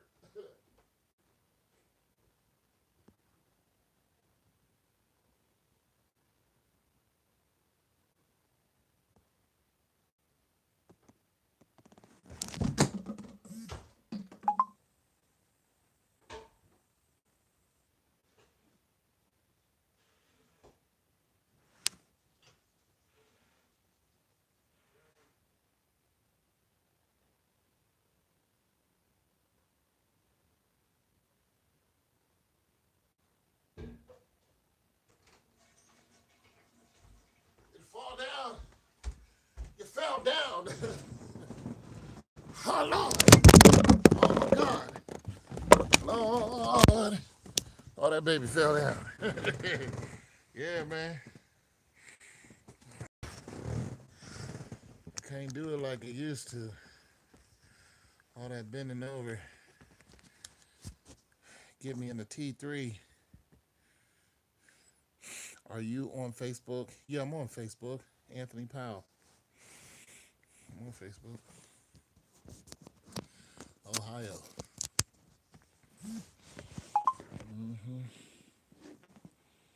I'm on the book.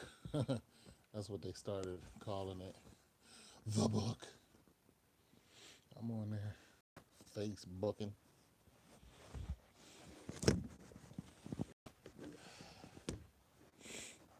Yeah. Anthony Powell on Facebook. In Ohio, there's a lot of us. Anthony L. Powell. Yeah, you remodel, huh? Yeah, if it, you can also on Craigslist, you can also uh, put on Craigslist as a service. You can also uh, put an ad on there for your service. You can advertise that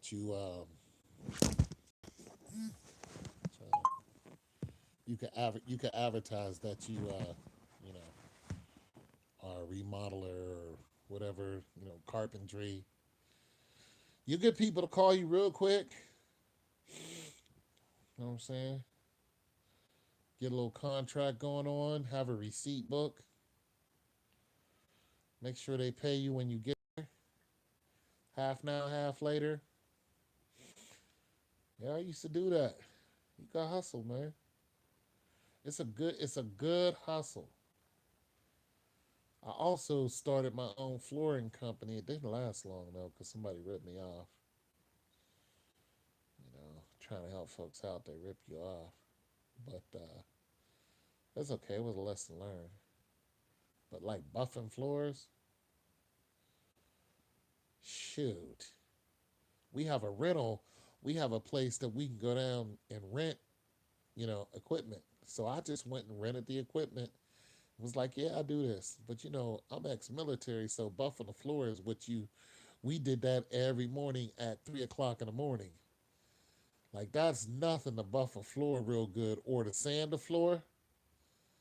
Yeah, some of that 80 grit. You know what I'm saying? You know what I'm saying? You get that linoleum up off of there.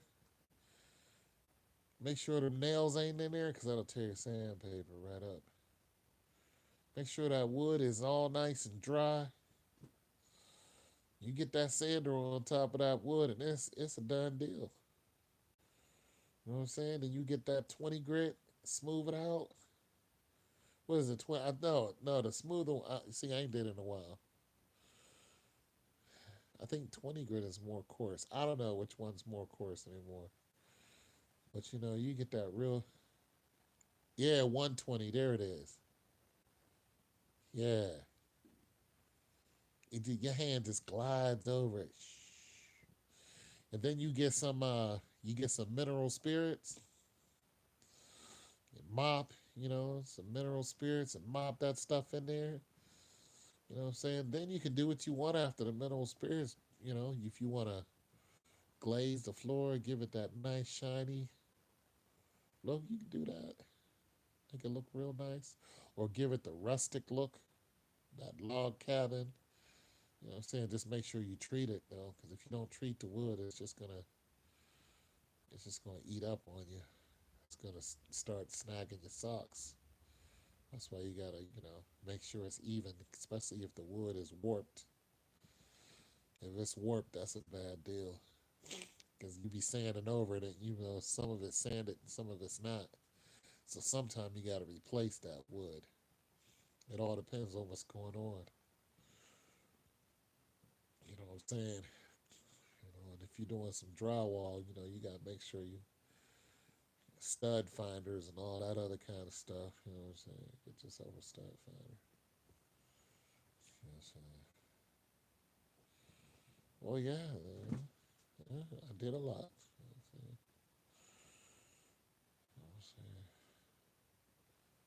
You know what I'm saying? I got some drywall downstairs, just sitting there. 3 pieces of drywall. You know what I'm saying? Get yourself a nice carpentry knife, nice blade.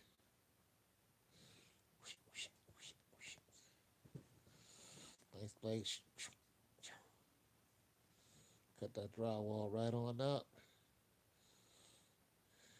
Get yourself one of them electric screw things or a nail gun.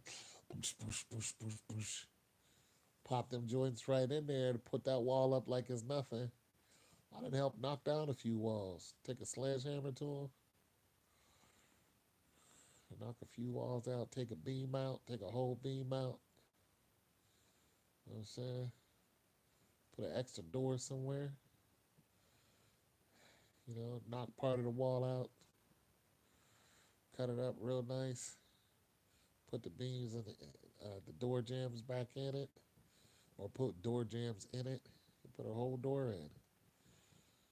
Make sure it's nice and even. Bring that door in. Boom. Now they got a door. Now they can walk through that wall that used to be there. Yeah, that did a lot, man. I still, like I said, I still do stuff around here on my own. I got to figure something out, or somebody out here will ask me something, and I'll waddle on out there and look at the car, or they might need something fixed in the house. Now I'm going in there and looking at it. So, okay, this is what you need. Like I'm not dude. All right, well, you're gonna need yourself a shoe and help them get it in and be like, okay, you're gonna need this, this, this, and this. Like, let's go to Lowe's. Go on down there to Lowe's and get it in, man. Tell them exactly what you need. Yeah. Uh-huh. That's just good old stuff. That's good, clean fun right there. I just don't do electric. I don't really like messing with water either.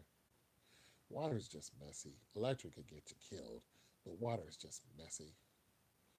I don't really like right now. My bathtub needs snaked, so they gotta come in, knock a hole into the top of the tub, right up over where the towel is, knock a hole in there, and then snake down in there. Now I'm not gonna do that because this is an apartment. This is not my spot. But if this was my house, then I would have to do that or call a plumber. But guess what I'd be doing? I would figure out how to do that joint. I'd go and buy me a snake and, get with it, because the Drano isn't working.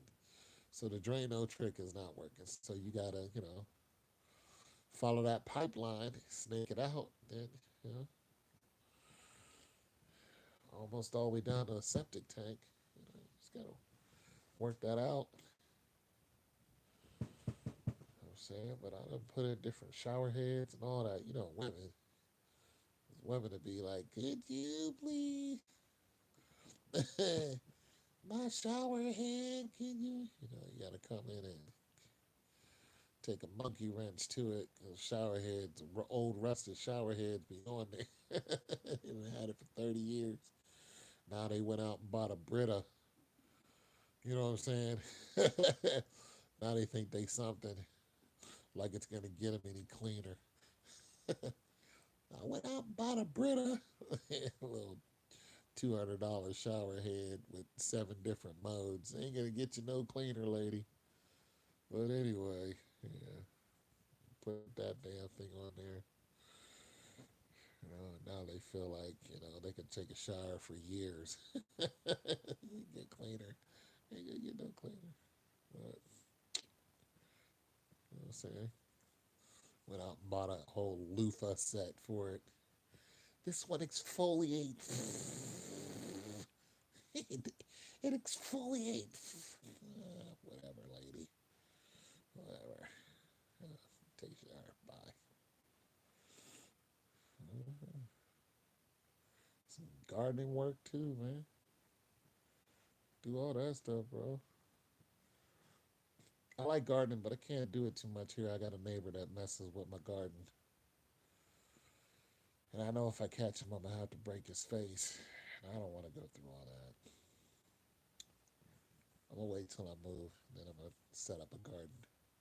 Because if I set up a real nice garden and this asshole comes over and does something to it, I'm gonna just, you know, I'm gonna catch a case. I don't want to do that. Most of the stuff around the house I can do. I didn't even have to put in some molding before. On the outside, uh, I had to do that before. Let's see, what else did I do for that company? I did a lot for them. Because they needed odd jobs done, they just send me to do it, and I'd never done it before. I'd be like, and I figure out how to do it, get it done, and they get their money, I get my money. How was that? Doorknobs and whatnot, locks. Not really good with the locks. Changing doorknobs. Done that before. Tighten up a few of them. Never changed the lock before. I remember a lock was messed up on my door, and I got robbed. These cats found out about it and robbed me. That sucked. Uh, That sucked pretty bad.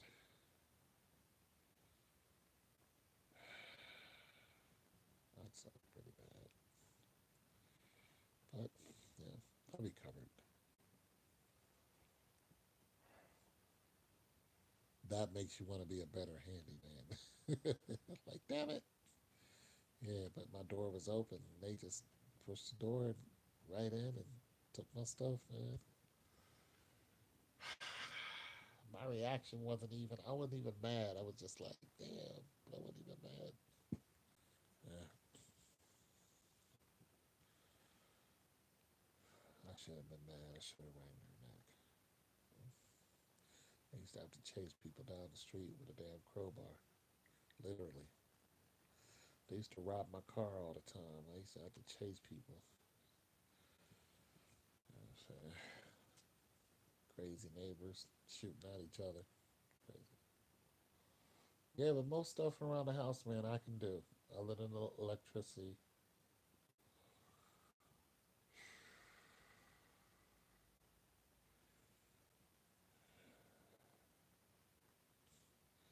If I had to remodel a whole apartment,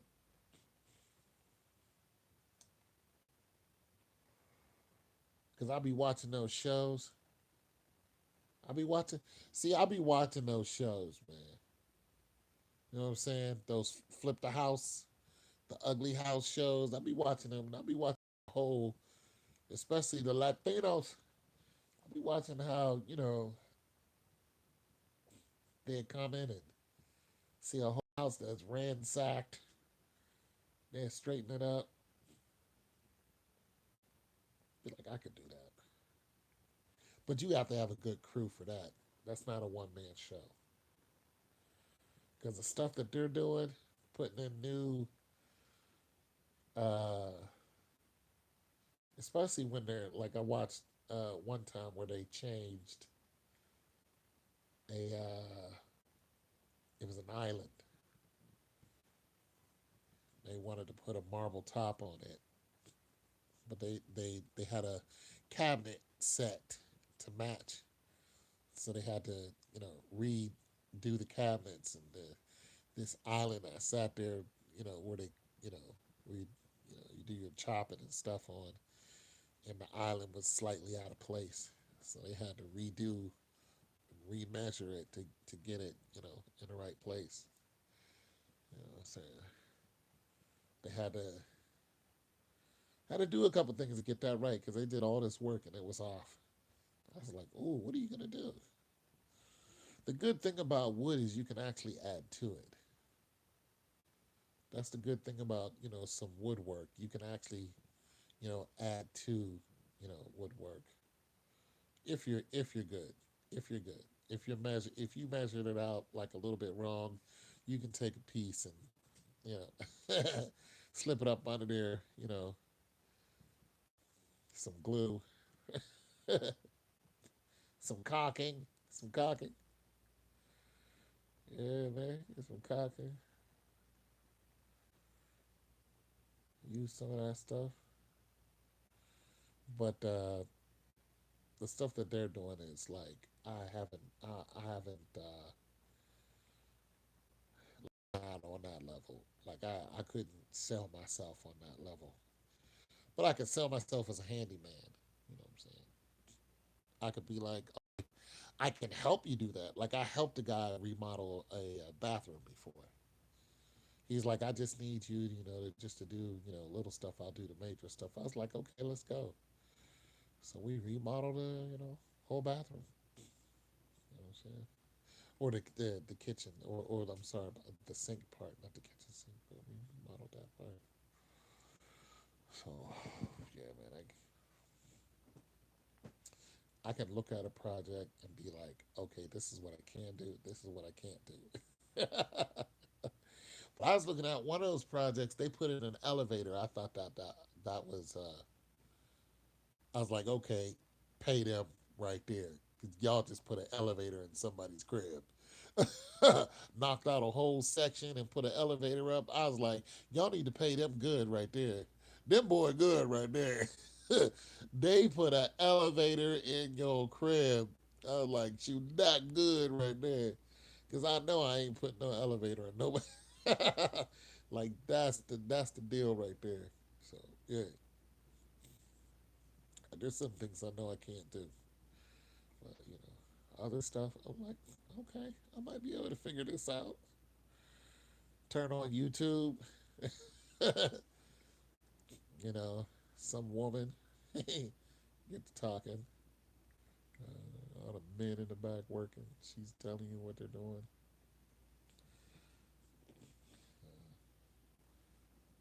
Yeah, huh. Most stuff I think I can handle. Shoot, I was thinking that I might get into something here. I'm not sure. I want to build something.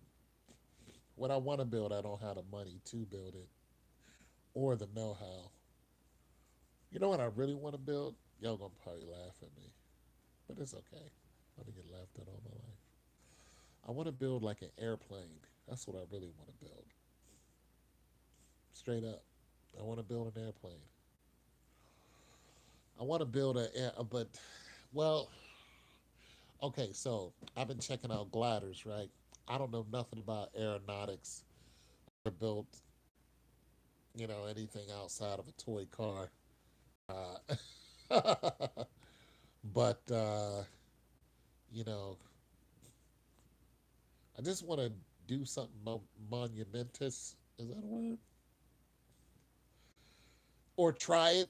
You know what I'm saying? Just to say, hey, I did this. So, I've seen some gliders where you like they'll be inside of the glider, but they'll walk off the cliff, or they'll run off the cliff, and then they'll put their legs up, and the thing will be just gliding along like really cool.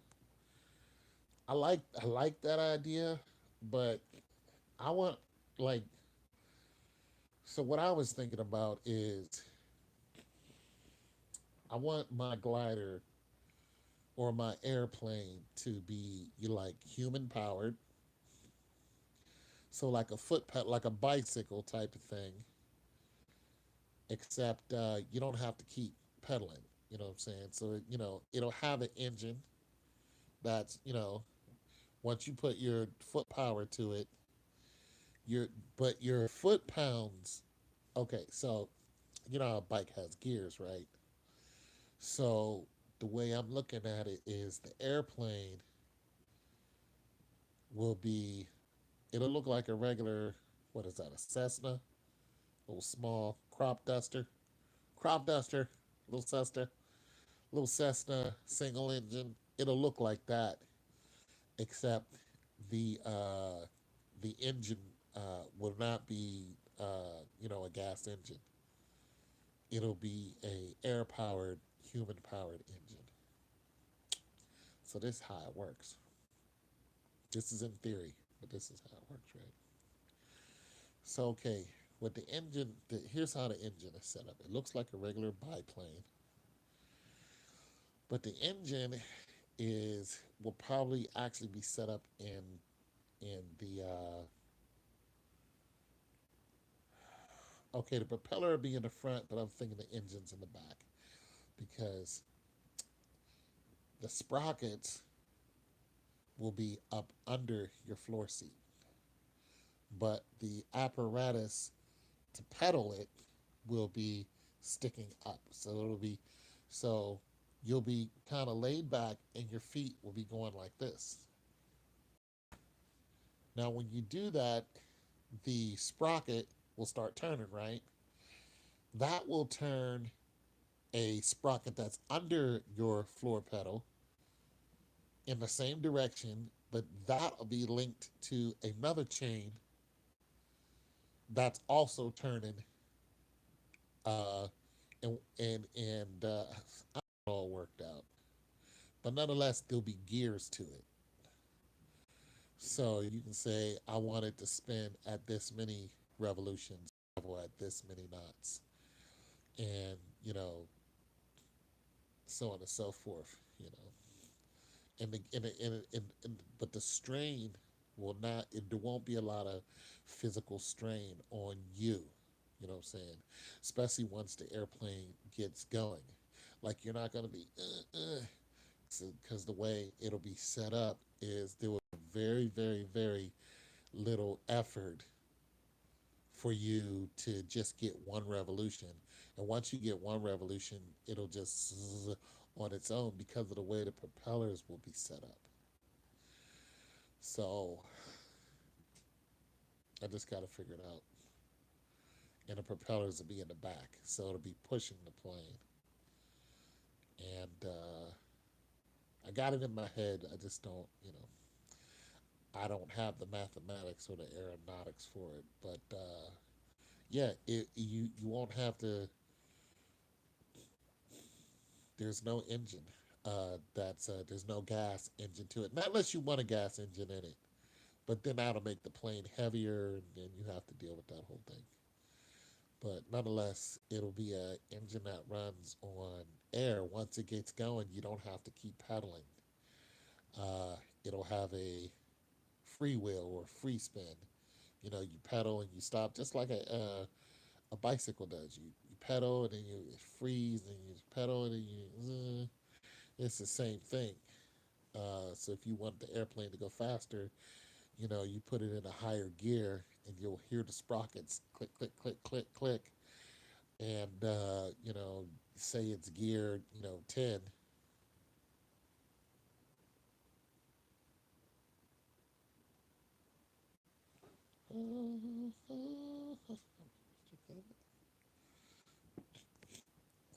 Whatever happened to Tammy?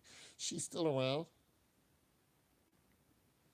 Nah, I didn't block her. She's still around. She came on yesterday. I don't know what's going on with her, man. I don't know what the deal with her is, but she kept asking me if I saw her number. You know, you have my number. I'd be like, nah, I don't. Like, I don't even want your number now. And she kept saying, she's like, there it is. It's in front of everybody. I think she was, but I became I became uninterested once. You know what? I repeated myself like 4 or 5 times, and that was it for me. A red flag went up, and I don't know what's going on, but it's not going to go any further than just talking on YouTube. I have no interest uh, I have no interest. I don't know what's going on, but I was like, put it in my email, and she couldn't figure that out. So I don't know, but it just seemed very. It just seemed very, uh, strange.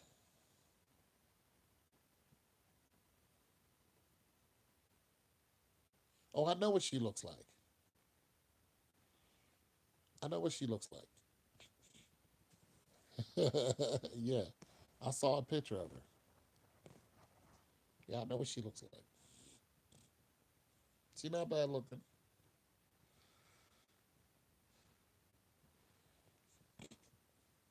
You'd be surprised how much I get hit on YouTube. Guys, man, one woman tried to. She was like, "I want to move in with you." I was like, nah. Yeah, she's black. She's an older woman. You'd be surprised. You'd be surprised at people that hit on me. I'd be like, what? I don't even be trying. You see the way my hair look? I don't, I don't be trying. Shoot. Yeah, it is because I'm a nice dude, and I don't have any preconceived intentions. I'm not trying to. I just and I'm very I don't know nonchalant about it. But every now and then somebody will want to grab a bite to eat. I'll go. I think they want you to be more into it, but I have a very so what attitude about dating, and you know, women like the ladies. I like the look more than anything. It's just safer for me. Not really trying to lock one down. Yeah, yeah. I like the look though. I like to look at a well kept woman. You know what I'm saying? Sometimes I like to look at a family unit. No, I don't work at all. I don't work at all. Except odd jobs around the house. Like I like to look at a family unit. Like I like to see like a good looking family. I admire that. Husband, wife. Couple bambinos. I'm like, you know what I'm saying? You that man, bruh. Hold it down. I have always admired that. I've always admired a good looking, tight knit family. I've always admired that. So when I see that, I'm just like, okay, you guys are doing good over there. Always admired that. But as far as chasing, I'm at my midlife crisis years. So, young 30s, 27, 28. You know what I'm saying? I got a wide range of deliciousness I like to look at. Every now and then I might roll up on one of them, see if they want to, I don't know, hang out with the old dude, grab a Snickers, talk about whatever. But I can tell I'm going to end up start dating again because, you know why? Because women are starting to pay me attention again. It's like a season. Like, you know, like all women, they have this, you know, internal thing where they're just like, yeah, it's on, you know. And then it's just like, nah. Be like 2 years of no. and then be like, 2 months of yeah, like nah, we don't want to deal with you. So I think my season is about to, man. Yeah, yeah, I have went to dinner, once, and that was that. Yeah, I have. Yeah,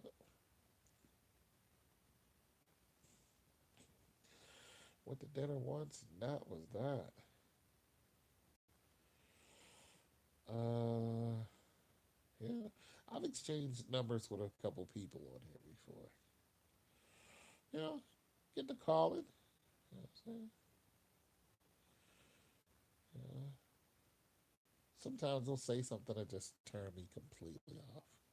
Like recently, a woman asked me for money and pressed the issue. I was like, nah, I ain't got no money. She's like, I know you do. I know you're lying. I was like, what did I just tell you?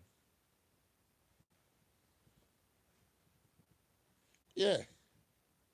I was like, what did I just tell you? I don't even give money to them anymore. Not unless they're hungry. Other than that, I'm like, nah, you ain't home. Hunger is a different thing, though. But yeah, she just like pissed me off. So I met her on Instagram. So after that, I cut her off. Like, I don't know you like that. But she really thought she's going to get me. I was like, nope, nah. Uh-uh.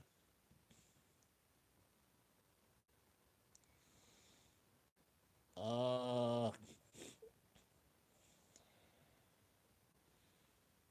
Help her pay her rent or something. I didn't care how much it was. The answer was still no. She could have asked me for $5 and I would have told her no.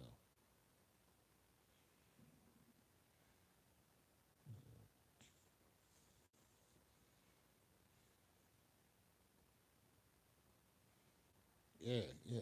She wanted me to help her. No, no, I wasn't going to do that. Yeah,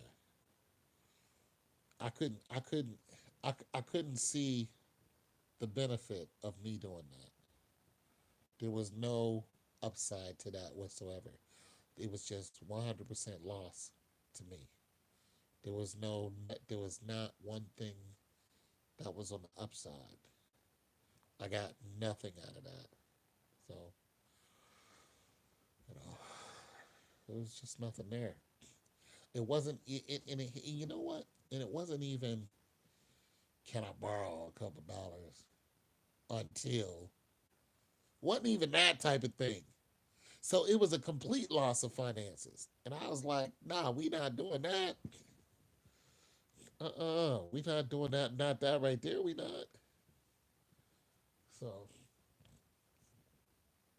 when I saw that it was 100% loss, it just really turned me off. And then she pressed the issue and it just made me mad. You know, kept asking me and then said I was lying. And that made me mad.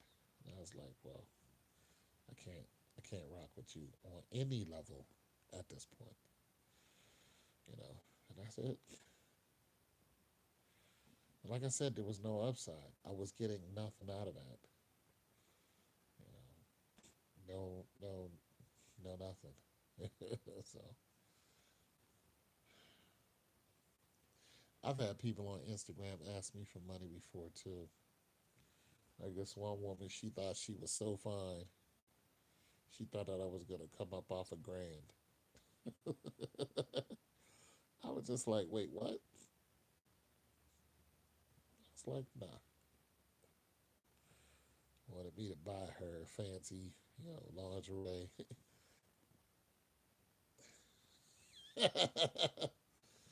I'm like, nah, I don't do that. I don't do the fancy lingerie for, you know, strange women. But they'll ask you, but people think because I'm nice that I'm stupid. It's like, nope, I'm just nice. I'm not stupid. Nah, yeah. I just find it being nice is a lot better than not being nice. But I'm not stupid. I like my little bit of money. Shoot. Especially when you talk about paying some rent. I'm like, do you know how hard it is for me to get that much money back? Like, nah. And you had no intentions? Like you didn't say, can I borrow till Tuesday, till next month, give me 2 months. Nah, G, you were just like, nah, give me some money so to help my rent. Like, nah, bro. Yeah, I've been ran over before. Yeah, I've been ran over before. I've had, last time I was that nice and was ran over, I wanted to be ran over. She was gorgeous. But you know what? There was an upside to it though, There was an upside to that. It was worth it. Woo! Man, it was worth it. She had a she had a great upside, you know. Made me feel great, man. I felt great, you know. Just being around her made me feel good. And she didn't even ask me for money. I just gave it to her. I was getting attention from somebody who was gorgeous. And I don't go to the club and stuff like that anymore. She was a pain in the ass, but she was gorgeous. And she would come see me every now and then. And it made the old G feel good. She wouldn't even ask me for money. I would just give it to her. Just because I liked being around her. She was gorgeous. Talked to me for a while. You know what I'm saying? Then run on about her way. And it was worth it. So I give her a couple dollars when I see her. You know?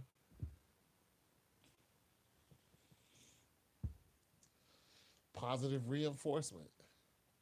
You know, it just worked out. You know,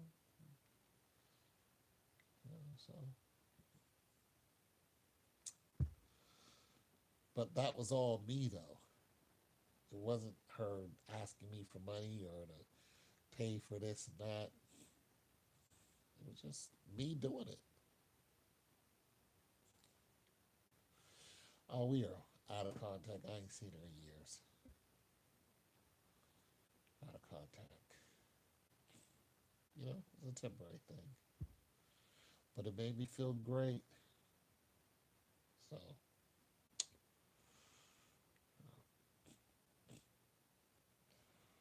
made me feel great.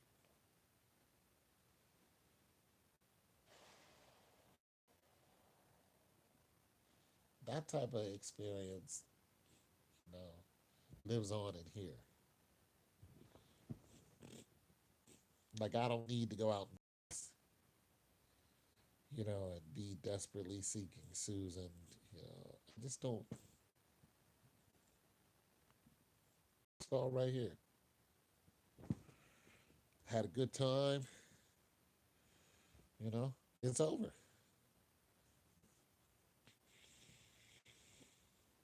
know what I'm saying? I've had a lot. I've dated a lot of women.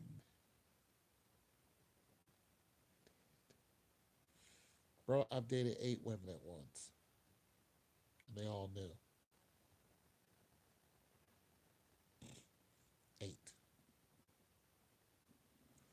and they all knew. Sometimes they all come over together. Not all eight of them, but I get about five of them. Like a revolving door. Had one sitting outside in their car while the other one was up visiting me. One going out the back, another one coming in the front door.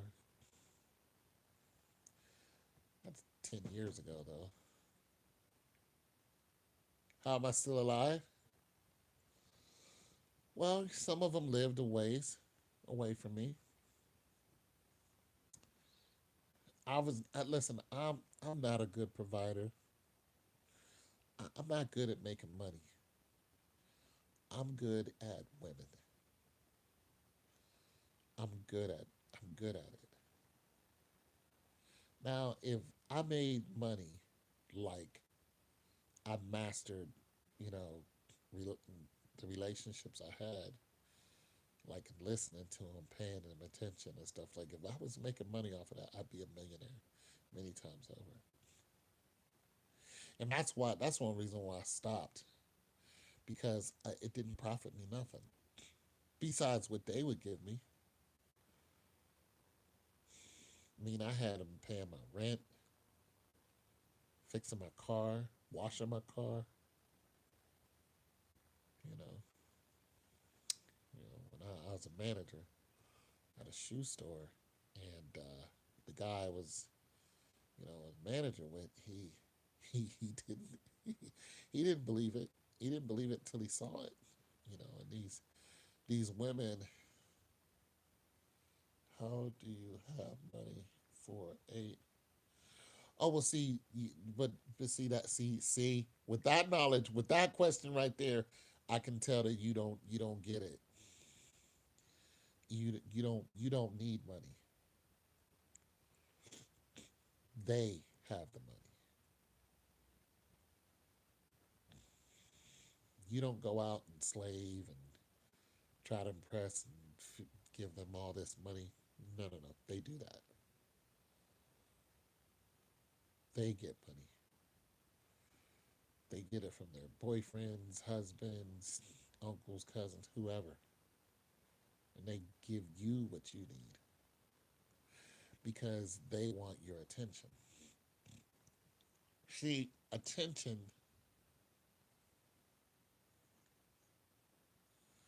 Oh my goodness, bro. Listen, I would listen. We would go to a movie, right? Okay,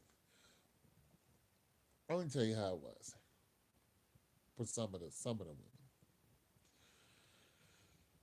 We go to dinner. We sit down. The waiter or waitress would address both of us, but I wouldn't say anything. The woman would do all the talking.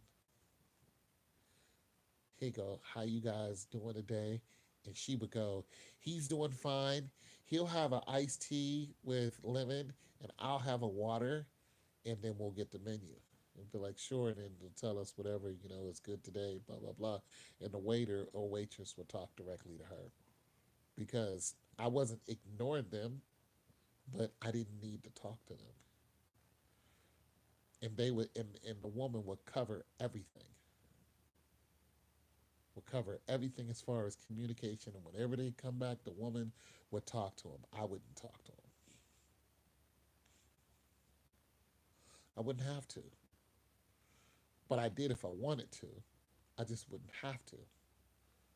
She would order all my food. No, some of them were in the same range. Some of them were older. Uh, most of them were in my range. So if I was 30, they'd be 27, 28. They were in my range. But they would order the food, eat, and then they would pay for it. They would drive. I'd be on the passenger seat most of the time. I'd drive if I wanted to. Other than that, they would drive. My job was to service them. That's my job. And that's what I did. I've been, man, I'm just telling you, it just, my job was to give them attention. That's it. You didn't pick me up. The only thing they never did for me is open the door because I didn't play that. They wouldn't open the door for me because, oh, you know, I didn't need that. Other than that, yeah, they would pay my rent. They would get boyfriends and still come see me.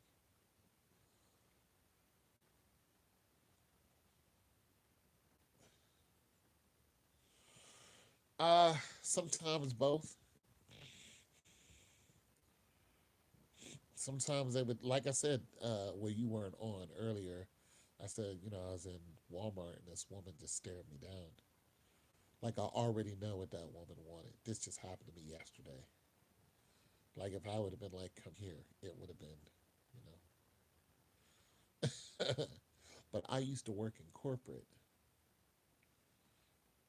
so it's a different deal in corporate. Suit and tie. I worked for the Ohio House of Representatives. I worked for the state. I worked for the county. So it's different, you know, when you're, working in that type of arena. Oh, that's what I'm teaching you now. Those women are different. And some of them had men. Some of them had men, but the men were wrapped up into other things. They were busy. When you had a guy who can listen to everything that they were saying and remember it a year or so later, I can still remember conversations I had with these women. I ain't seen them in 10 years.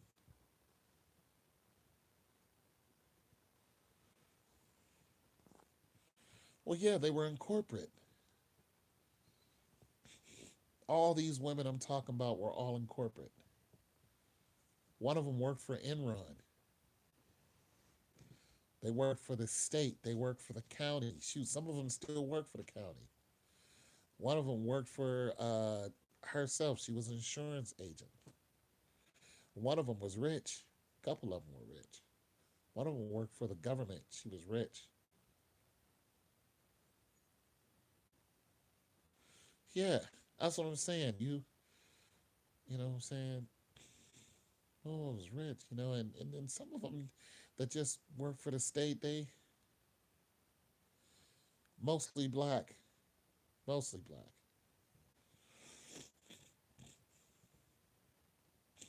But my job was to pay them attention and be open with them, you know. So they knew and I dated some of them seriously, but they chose other men. And then when they did that, they turned around and came back to me. No, not so much because I didn't demand money. They would just give it to me. Even when I didn't even live near them, I lived in another state. I'd call them and say, "Hey, give me some money," or "Come and get me," or "Come see me," and they would drive all the way to Atlanta to see me, just to see me. I've had girls drive hours just to come see me for 2 days. Get on a plane. One girl sent me a plane ticket, and I spent 2 weeks with her in Europe,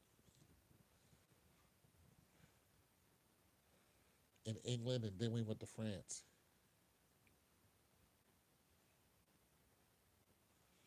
No, nope, nope. I used to run with a group of guys who they knew about me, but they really didn't know, so I showed them. You know, I was like, guys, let me show you what. I was like, let me take you to Pittsburgh. Took them to Pittsburgh, and took them to like a party, and just flooded with chicks. It was a little hole in the wall that stayed open until 4 o'clock in the morning, and we kicked it. I was like, "This is what I do. I get women. This is how I rock. I'm not a fighter. I'm not a hustler. You know, I introduced him to a couple. You know what I'm saying? I had a roommate once, and he would he would come home and see a different girl there all the time. I'd be like, "You want one?"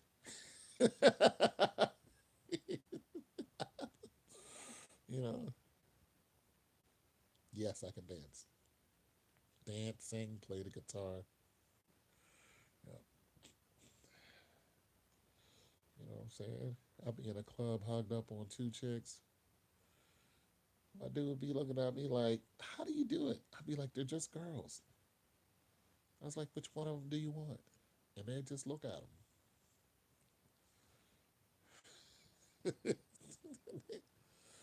They would just look at them. I'd be like, "They're just girls here." And you know what I'm saying? It's easy. The guy I worked with at the shoe store, he didn't believe, you know, the influence I had on these women until, they start bringing me lunch. And I had different women bring me lunch every day. And then these other girls who worked in the store, they worked in Aeropostale. They would see this, and they'd be like, "He's a fake pimp," and I'd be like, "I never claimed to be a pimp." I was like, "No, I never," because I wasn't demanding money, and I didn't make them go out and get money. It was never that. They just did what they wanted to. You know, pimp makes a chick go out and get money. I never did that. You know, I'd be like, "Buy me lunch though," and then he would tell those girls, he'd be like, "They're buying him lunch. Like these women are buying him lunch." Like he couldn't believe it. You know? So I would have him come up there. I'd be like, "You want her, dude?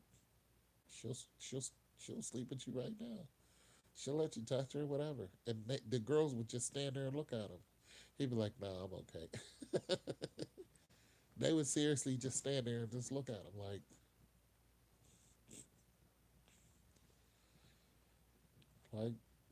he's right. We'll do what he says because of the attention I give him.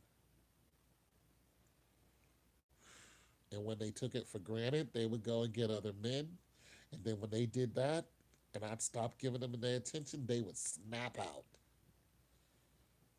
They would snap out because attention it's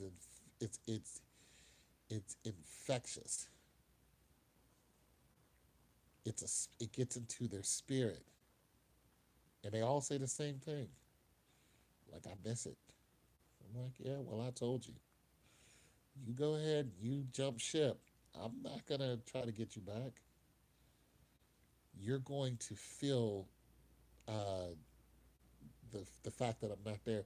Those men aren't going to treat you like I did."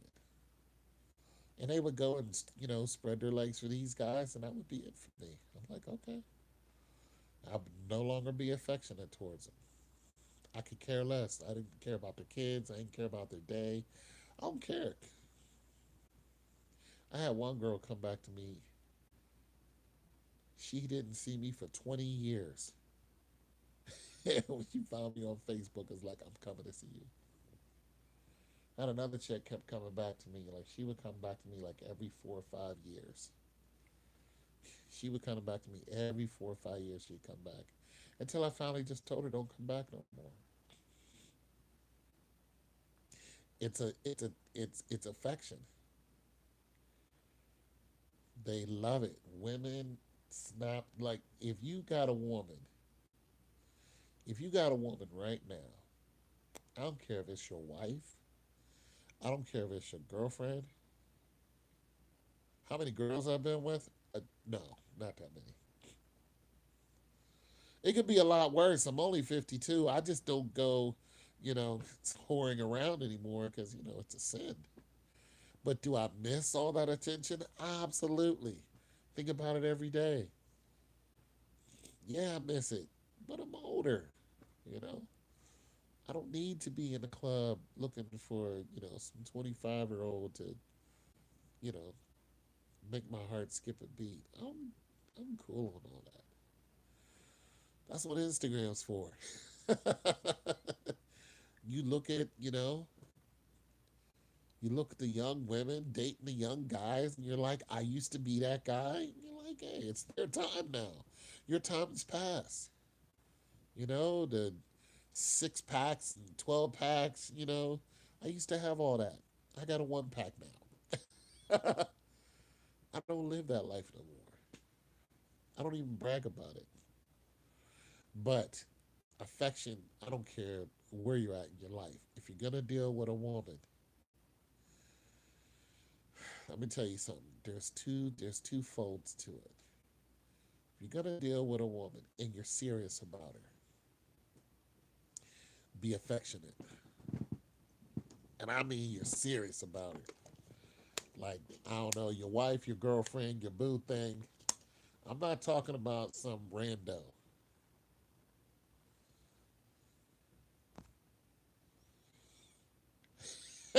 My body's up for peak shape.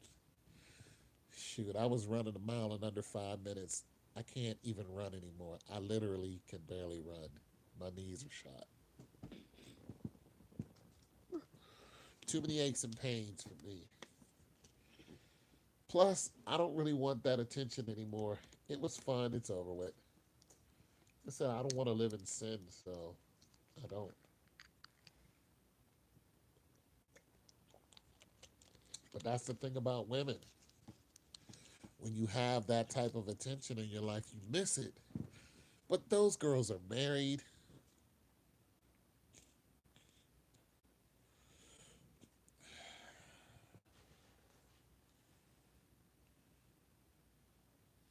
Did it give me bad karma? Some of it ended badly, but some of it was like, they just went away. They just appeared. Like I said, those women did what they want to. I didn't have control over them. They went and chose other people. They did, and I didn't go out and start seeking other people to be with. I didn't care. My mind is just not devoted to getting women anymore. I don't really care about getting women. No, I was never married. I'm not like my mind is on science right now, so it really is science. Like my mind is on education. I you know, I was dating about a year or so ago, but it just didn't work out. My mind's just not there with you know.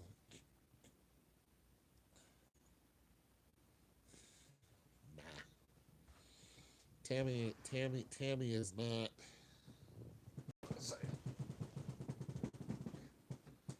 There's not gonna be a Tammy and I.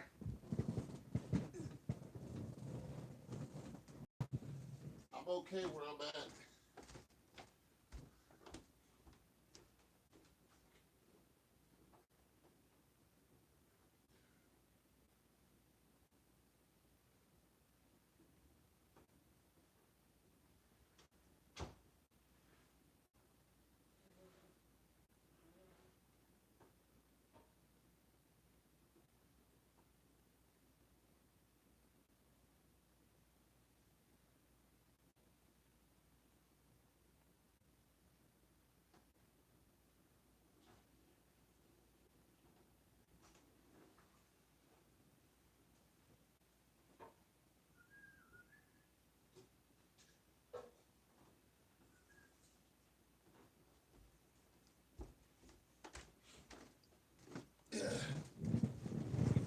No, I'm good on Tammy, bro. You know, she's not bad looking either. Dark skin. I like dark skinned women. She's not bad looking. I'm just good. You know, my aim is, if I was gonna, well, if she lived closer and it was cool, I mean, go out and grab a movie. I don't really care. You know.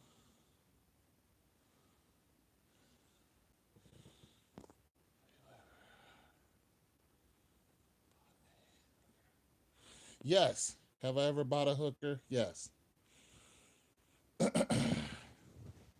Yeah. Want to know how long ago? Let me count how many years ago this was. Let's see. What, I'm 52 now.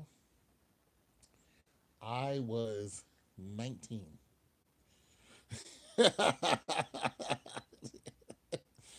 I was 19, and I was living in Germany, and I was lonely. So, so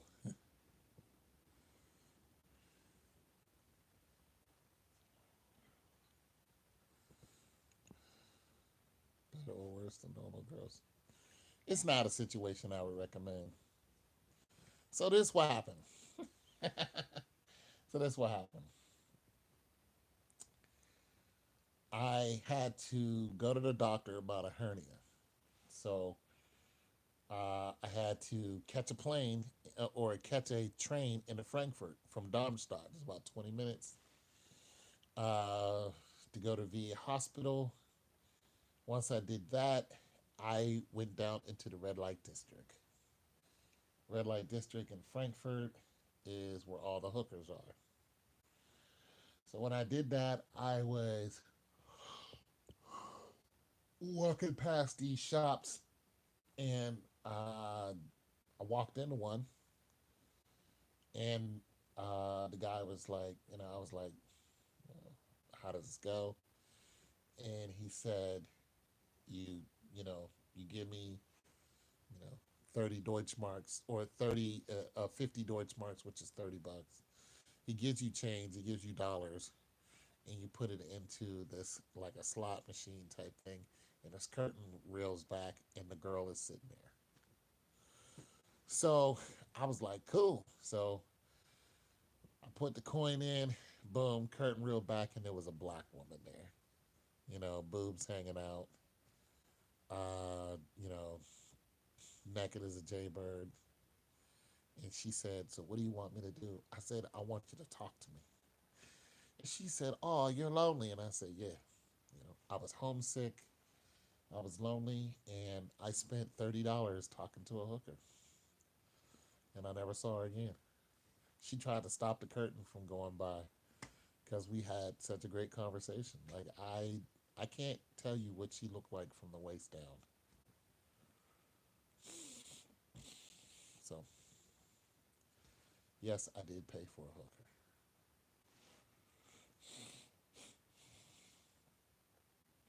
That was that.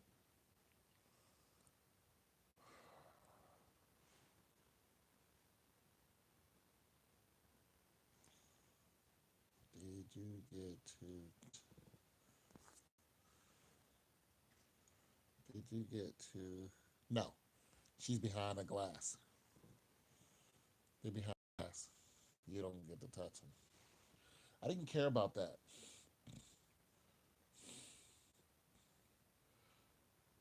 I wanted somebody to talk to me, and I was willing to pay for it. So I paid for it. And when I left, I was disappointed that I knew I wasn't going to see her again. We didn't exchange information, but I was happy that I got to talk to somebody, you know.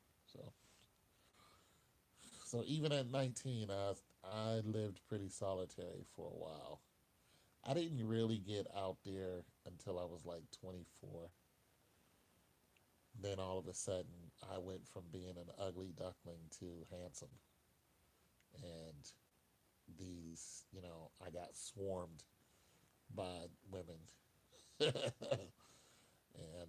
it was pretty much on. And it was kind of daunting for me because sometimes I was afraid. I was like, what's going on here?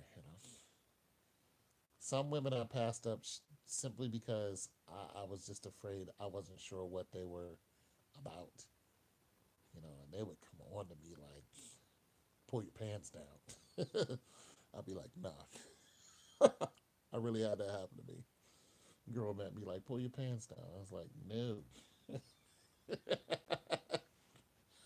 Like, I don't know what's going on over you with you, but so I've had some pretty crazy stuff going on. But like I said, I don't live like that now. I live a very solitary life. Uh, I'm okay with that. Uh, it's it's not as exciting as running after women. That's the one thing. See, running after women, not necessarily. I didn't really run after them. Well, I guess I did a couple times, but having women in your life, with at that caliber, juggling them around was easy. Juggling women around is easy. If you're honest, it's easy. If you're lying to them, it's hard. But if you're honest with them, it's easy. But you don't control them. So, regardless of how beautiful you are, they're their own individuals. If they want to sleep with somebody else, they will. If they don't want to sleep with anybody else, they won't. You are not in control of them.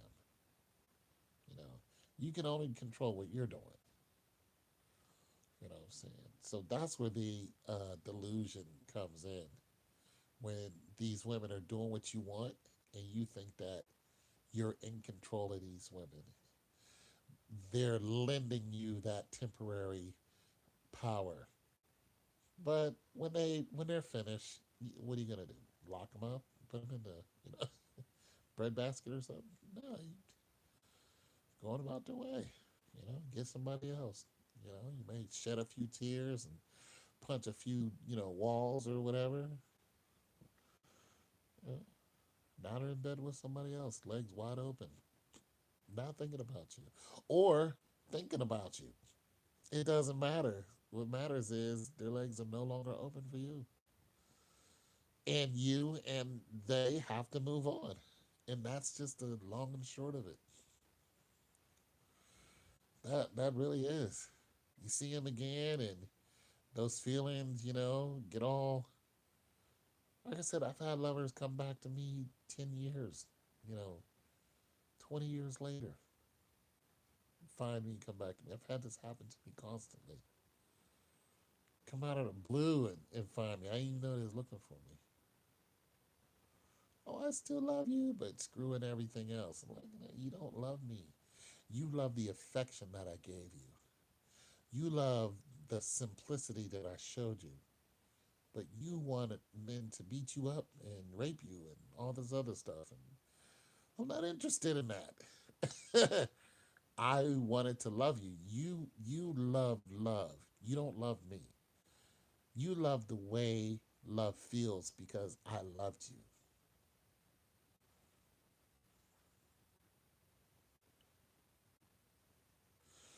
Yeah, for the most part, but they'll make me angry and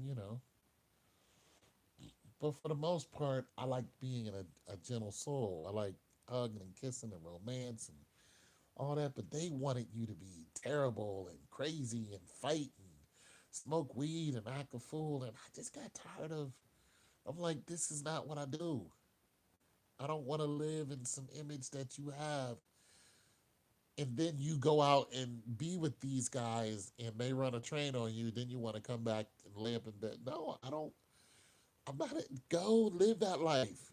Bye. I got better things to do, man. You know what I'm saying? I just don't. That's what I'm saying. I just don't have the wherewithal anymore to try to keep up with some goofy big booty. I don't give a damn about none of that. I just don't. Listen. I done had the little booty, the big booty, the big titties. Absolutely, smashing chicks' whole face in. Yeah, heck yeah. Oh, absolutely. Oh man, I still would love to, but am I? Nope.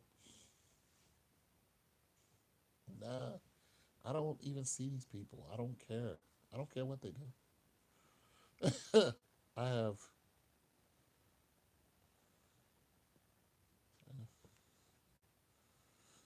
Oh yeah, punch them right in the grill, right in the face. Knock their stupid asses out. But not worth it, as Ray Rice found out. Not worth it. It's not. The thing about it is, you do it and they'll stay with you. They'll be like, yes, thank you. Oh, I done ran into some crazies. I done ran into girls that want you to beat them up. Be like, slap me. Seriously. Come over and be like, slap me. Let's fight. Let's argue. Seriously. But to me, that's not love. You know?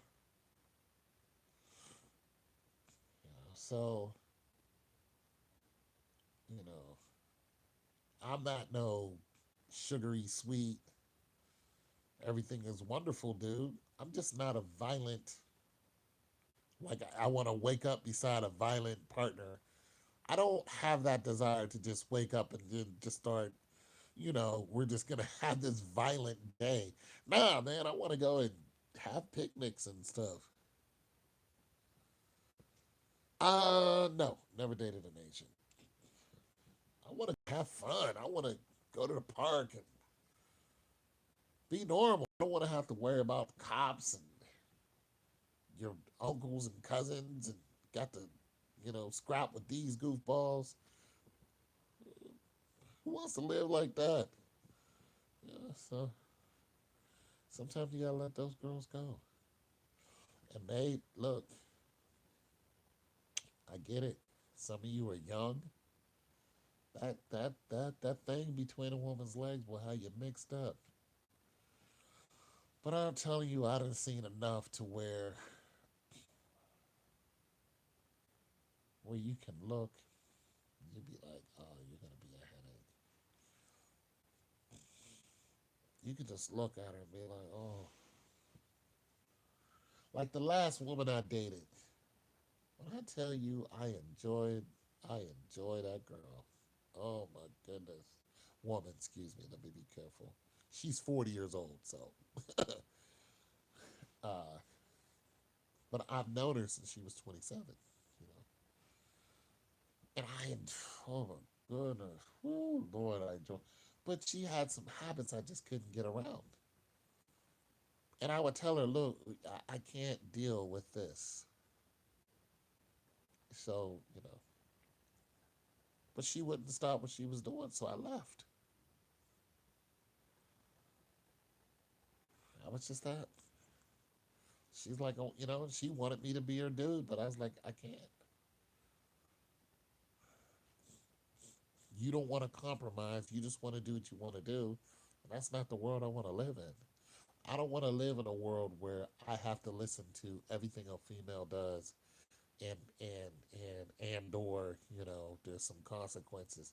So instead of, living like, you know, a slave, I'd rather be a free man and just say forget it. Women have this whole empowerment movement going on where they think a man is a second class citizen, and I'm not a second class to anyone. So I just, when I find a woman who isn't like that, then I might deal with her. But other than that, I don't want to deal with a woman, you know, barking orders at me. Like I'm not that dude. Like I'm nice, but I'm not stupid. You know. And if I think that you just, coming off like I better do something, then you need to be by yourself or with somebody else. And I'm sure she's got somebody else. She's cute. Why would she not? You know? Good luck to her. God bless her. I don't care. I don't. So, I just don't care. Hell, I might get a dog. I've always German Shepherd, and now the apartment complex is allowing us to have pets. So I might get a little German Shepherd puppy. You know what I'm saying? Let that be the reason. Name him Rex.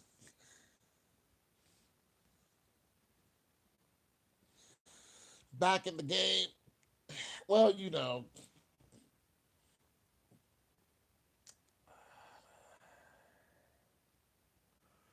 I might get back in the game. I gave somebody my number. I gave a couple people my number recently. They haven't called me. Well, I want a German Shepherd. I always did. So I just think it'd be cool to have a German Shepherd.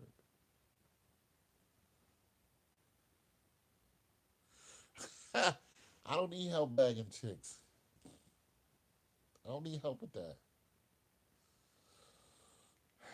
Shoot, I don't need help with that, bro. That's not my problem. My problem is finding a girl who can match my intellect.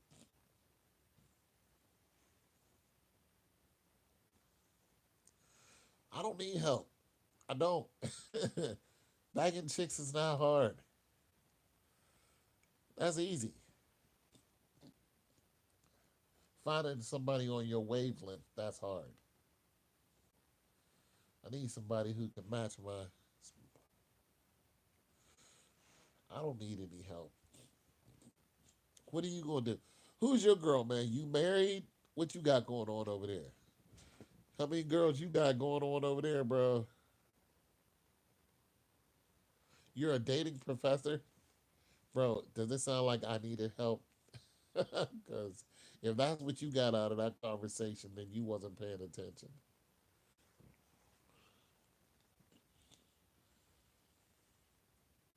Nah, bro.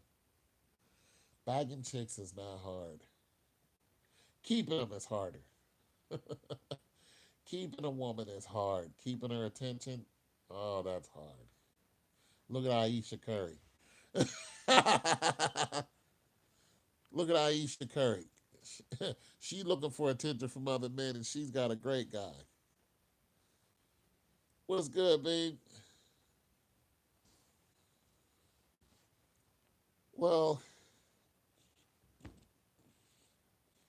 listen, there's a benefit in dating both types of girls. You can date a stupid girl. There's actually a benefit to dating a stupid girl.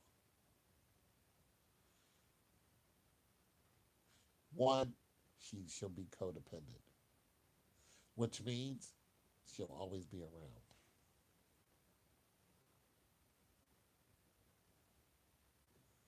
Yep, that's probably what's going to happen.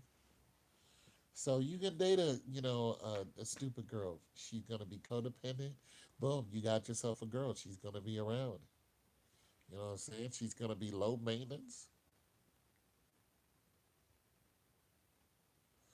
A master manipulator? No, they're the ones who were manipulating me. You don't get it.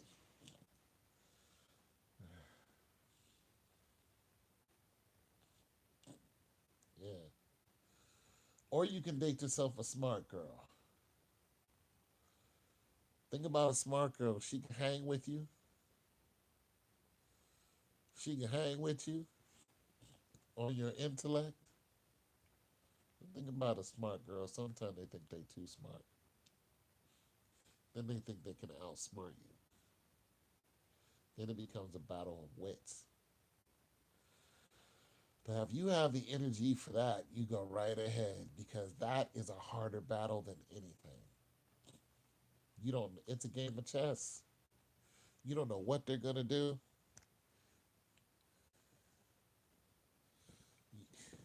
You ain't dating nobody right now because none of these women are loyal anymore. And that's one thing I'm talking about. It's a game of chess. One wrong move, you'll pay for it. That's the problem with the smart girl.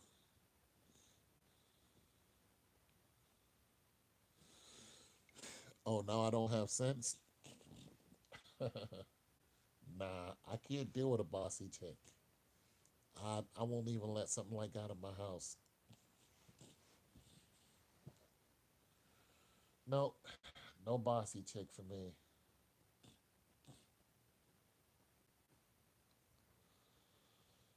None for me. A couple years ago, I had a 24-year-old. She was a lot of fun. We got along. I dated her for 6 months. She's getting married now. Yeah, I can't deal with that. I dated her for 6 months. She got a husband now. That's what she wanted. But it was cool 'cause she was like young. 24 is young. But she'd come see me. I was cool with that. Heck yeah, I dated a 24-year-old. She was fun. I was what she wanted. She liked older men. Shoot, 50. She was checking out dudes who was 60.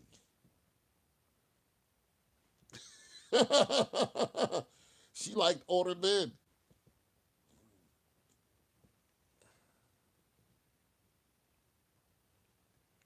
Nah, that's not creepy. I don't know.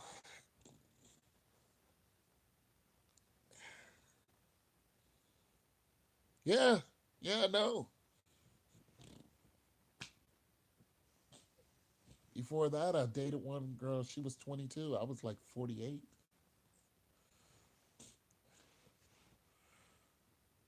What do you want me to tell you? Dated her for a few months. They always leave to get somebody their age, but they like older guys. What do you want me to tell you? Oh, I met them online. I met them on Black People Meet. You know, they were fun though. Those girls were a lot of fun. But they rolled out. Now I don't hear from them. It is what it is, man. Shoot, young girls hit on me all the time, bro.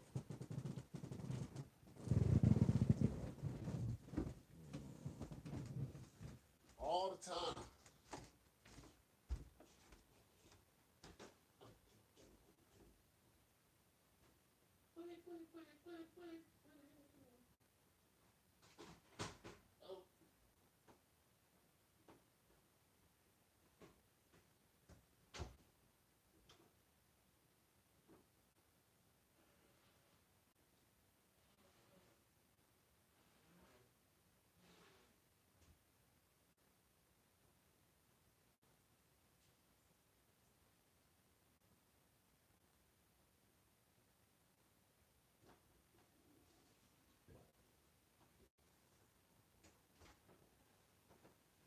Oh, all I was indeed.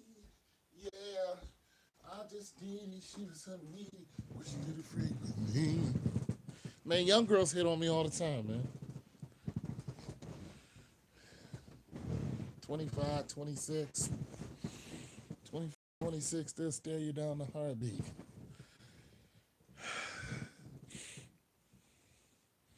25-year-old will stare you down. She'll clock you right now. She'll be like, "Du-du-du-du-du-du-du." You'll be like, what? She'll be like, what? I done had it happen too many times. Will stare you down. Like I said, it just happened to me yesterday. She was young. She couldn't have been no older than 30. I kept walking though. But it happens all the time, man. Will clock you and be looking right at you like, won't look away. When you start looking, they won't look away. They will look you right in your eyes until you turn away or walk away. If you stand there and stare at them, they'll stand there and stare at you. And young girls are super aggressive. Super, super, super, super, super. They ain't playing with nobody. Shoot. They ain't playing with Nope, they'll be on you. They will be on you. I done had some chicks scare me before. Like, shoot, I thought I was the aggressive. Mm-mm, mm-mm, mm-mm, mm-mm. Oh, no. No, no, no, no, no, no,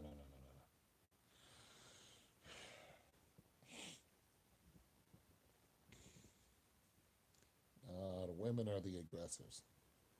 Trust. Because they have a schedule. Women have a schedule. Guys don't really. I just got my degree last year.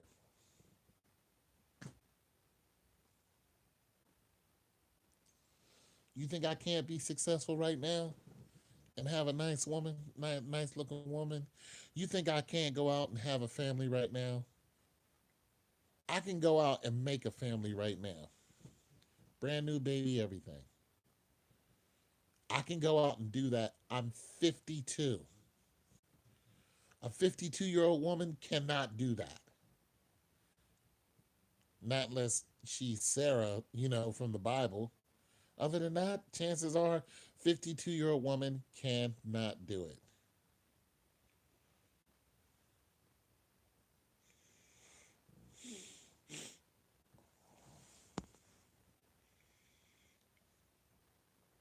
Don't lie. What? Don't lie about what? What was I lying about? You need some more little tones. My kid is old, man.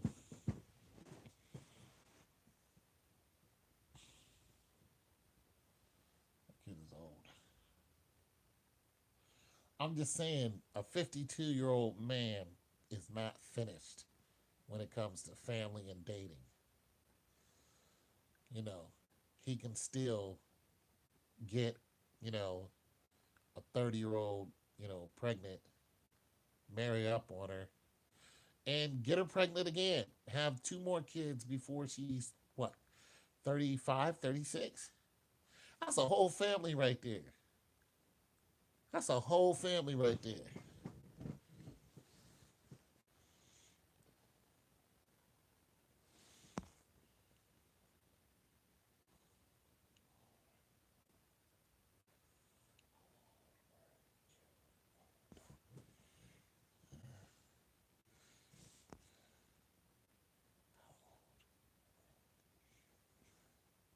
I don't understand the question. How old when I'm done? Yeah. But I'm saying a 52-year-old woman, she would have it would be very competitive for her to do that. You know what I'm saying? For her to start a family and have kids, logically it's pretty much over at what? 35 is when they stop dropping. See, they have a schedule. Men don't have a schedule.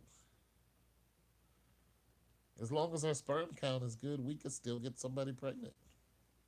So we could start a family in late years, you know. Women don't have that luxury. So this is why you have, younger women staring down older men. Older men are more stable. So, you guys are going, oh, that's creepy. It's just like, no, that's natural. I'm saying you think you can still pick up chicks at 70? Well, why would I? Well, yeah, why wouldn't I? I mean, if I'm 70 and I feel like, going to the sock hop, yeah, why not? You know, if I want to, meet a chick at the movies at 70, heck yeah. Heck yeah. I'd be like, come on, Isabella, Maria, Sandra, some old man. Go get old Sandra from the old folks' home. Is Margie here? I'm here to pick up Margie. Got our strollers. Roll right on down to the. Absolutely. Pick her up in my Dodge. Pick her up in my SRT. Yeah, boy. I wish I had an SRT. Yeah, pimp it at the nursing home. Yeah, heck yeah. Pick her up in the SRT. Yeah, absolutely. 70 years old. Absolutely. You better. Not unless you want to shrivel up somewhere. That's not cool. But yeah, affection is what really got it. Plus, I would just talk, you know. Very few women intimidate me. But every now and then some would. I'd be like, oh, I'm not gonna say anything. I'm a little shook. You know? But most of the time I just walk up to chicks and start saying stuff. Other than how you doing, I might walk and, just say something random and then look at their response. If their response is, then you keep going. No loss. But if, they respond with Ray Carvo, you talk to them and, if you're interested, see if they got a dude. They do. See if they still want to call you. Nah, but if they got a dude, you peel out. All right, it's good to talk to you. Miss Lady. Peel out.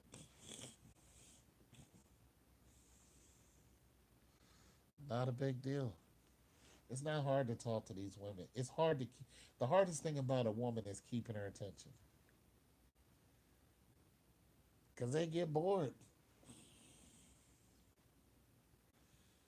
They get bored. Some of them are mentally and emotionally unstable. And some of them are physically, their physical makeup, their hormones are driving them crazy, and their past, you know, you got to deal with all that. So sometimes you may get a beautiful chick who's just a rotten apple because her past is haunting her. And you might even look like somebody in her past. She might start taking stuff out on you. That's happened to me before too. You know what I'm saying? Not gonna have that always paying bets to guys like me. Not gonna have that always paying bets. Well, you know, if memory serves me correctly, for one, your your pick lost today, and they're no longer in the finals. So so, and for two, it's not over yet. Now you have a new pick. Now you have it. Who is your pick now? Who you got now? Who who you gonna pull out of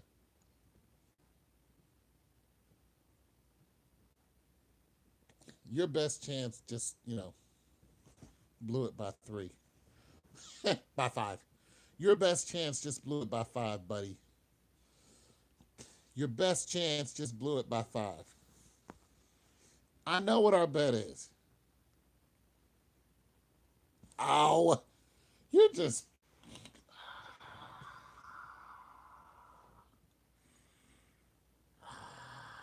why Toronto? Why not Why not Portland?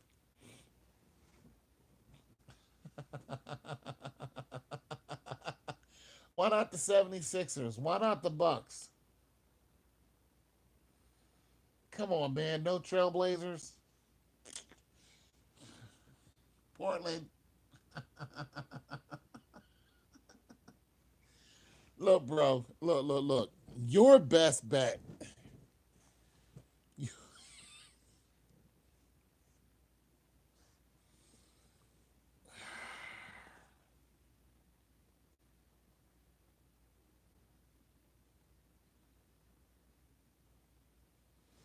All right. All right, bro.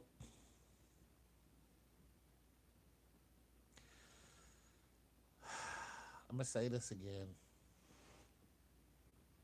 I'm gonna say it one more time. When is the last time Canada, Drake and the Six God, who has his own airplane, I think it's a 757. So when's the last time the Raptors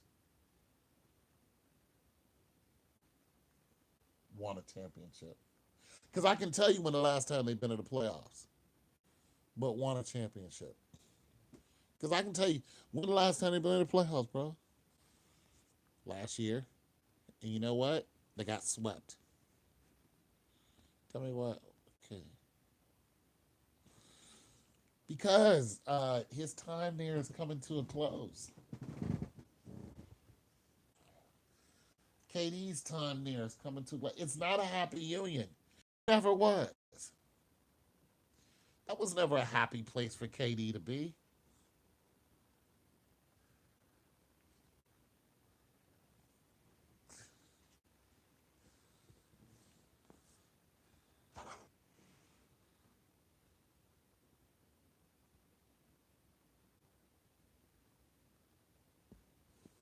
Because you're going to need it.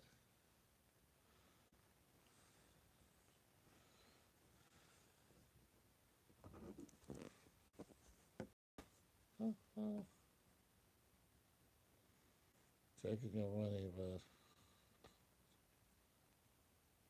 what you have to do. Makes some sense to you. You do that, bro. Listen, I'm going to sleep. God bless you and yours. I'm calling it a night. And good luck to you. God bless. Bye.